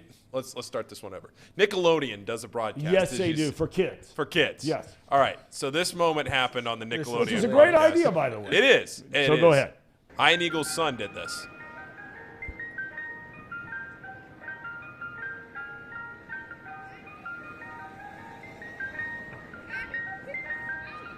Second and long, and the Broncos, and those are the big horsey players, they have the ball, and they're going to see if they can find a way to move it. Oh, nice. And so what's happening? Oh, there's Russ Wilson. Oh, no! Oh, that's called an interception. That's close. Bobby Wagner. That's not what he wanted to cook. No, I think he burnt whatever he was cooking. Bobby Wagner with the interception. The SoCal kid back home. Patrick, how exciting is that? Bobby Wagner coming to town and doing that with his old teammate. Could you imagine, as bad of a season as Russell Wilson has had, getting lit up on your phone by Patrick Starr? You get back to the locker room, right? All the guys think you're a clown anyway. You open up your phone. You see Patrick Starr just lighting your ass up. That's good stuff, though. It is. What was the line about Cook? Like he said something about Russell cooking that. Russ didn't want to cook that. Yeah. And then Noah Eagle goes, yeah, that was burnt. Tough. You should have had Patrick Starr in the booth for that game 1 of the 2003 NLCS, Tom. Hey, I'll call a Super Bowl any day with Patrick Starr. Right? Right. No, that's great. Oh, yeah. Be okay by me. Let all the kids out there enjoy it. The last thing, though. This is the real cherry on top right here. Just, man. Trace. They stink. They stink. I know one thing that's crazy, though. Here's the thing about the Browns. Like it or not, if they would have just found a way to win this past week against the Saints, there'd be some nervous people around here. It's not a foregone conclusion that they couldn't possibly sneak in. That's not obviously what happened. Well, it is now, so now it's irrelevant. Boys, I'll tell you one thing. On that same note, not going to be long before the Steelers are back. they are 6-2 with TJ Watt playing. 6-2. And Pickett, not perfect, long way from a finished product. But when you're a rookie and you've only started half the year, whatever it is, and I know the Raiders aren't any good, but to get the ball with whatever it was the other night, right, go right down the field on a huge emotional night in Pittsburgh, everything going on, weather stunk, takes them down the field, touchdown, won't be long. They've got a good coach and a good defense, and that combination wins a lot of games in Yes, this it league. does. It's winning a lot of games for Baltimore right now. The Patriots, real question Titans. is do they manage to get to 9-8 to keep that streak alive of Mike Tomlin winning seasons? Yep. Who they got? They got the Ravens left and who? The Brownies again, or who they got?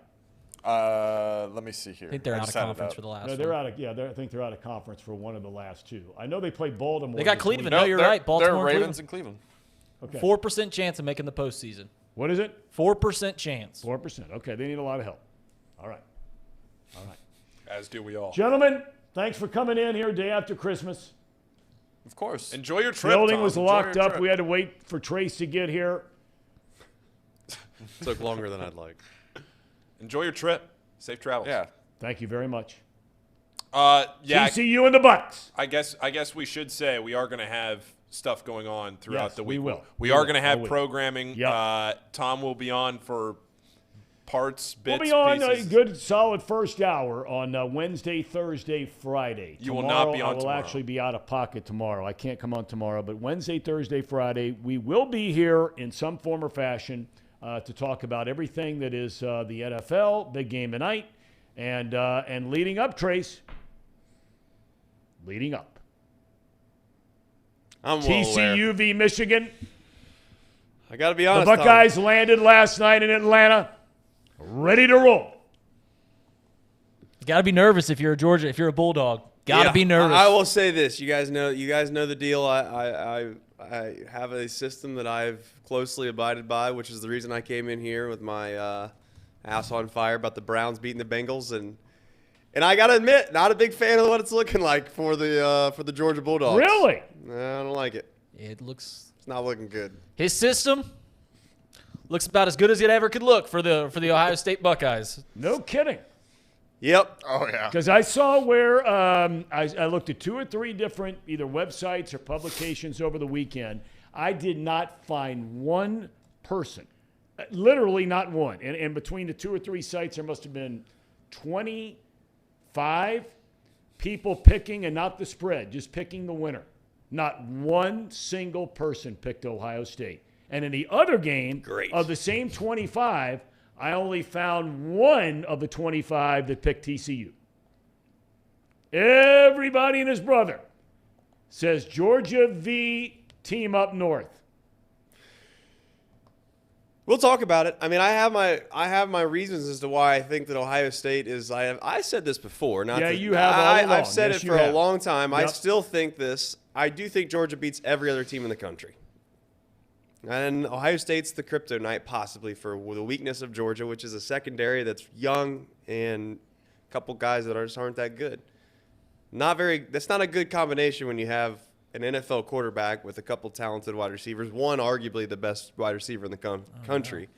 But I still think that there's something to the idea that if it could get down into the fourth quarter when the game gets tough, I still will believe in a Kirby Smart-led team over a Ryan Day-led team. Fair. So we'll see if that holds true. But at the end of the day, I will admit it is not looking the way I'd like it to look. And if the shoes were on the other feet, as they say, or whatever, the roles were reversed, and Ohio State was the 7-point favorite and Georgia was the underdog, I'd have been coming in here just smiling and laughing and talking about how I can't wait for the 31st. But I'm not doing that. Because I'm not looking. The good thing too for good. him is he can bet on Ohio State and win either way. That's exactly Either right. win a large amount of money. That is the silver lining here, is that I did take Ohio State to be national champions at plus, I don't know, 1,100 or 1,200. And if they were to win, I get $1,500 for my sorrows. So. Well, real quick, Paul, the money on that? On the Ohio State? What's that looking like? Everything is on Georgia. So Even the Sarks, as you call them? 82% of the bets are on Georgia. 83% of them, everything's on Georgia. Including the big money. Everything's on Georgia, which would. That's just part of the thing. That's part of where that bodes well for Ohio State. Well, we'll see about that. All right. But again, it's 6.5. You know, we right. Yeah, they win by field goal. Yeah, and they come in here doing cartwheels. Trace's system is for a cover, so. Okay. All right. It's 6.5. You know, and win under But I a will touchdown. say, usually the system is more like a Utah, USC, Ohio State, Michigan last year. Georgia versus Alabama in the SEC championship game. Usually you don't barely cover in these situations. Yeah. Usually it's College, yeah. Yeah. college-wise, yeah. Yeah. That's right. You know. All right, boys. Have a good rest of the day. Gents, Tom. See you, Tom. in person, Happy New Year. That's And right. I'll see you. All right. All right. Yeah, so we don't really have a list.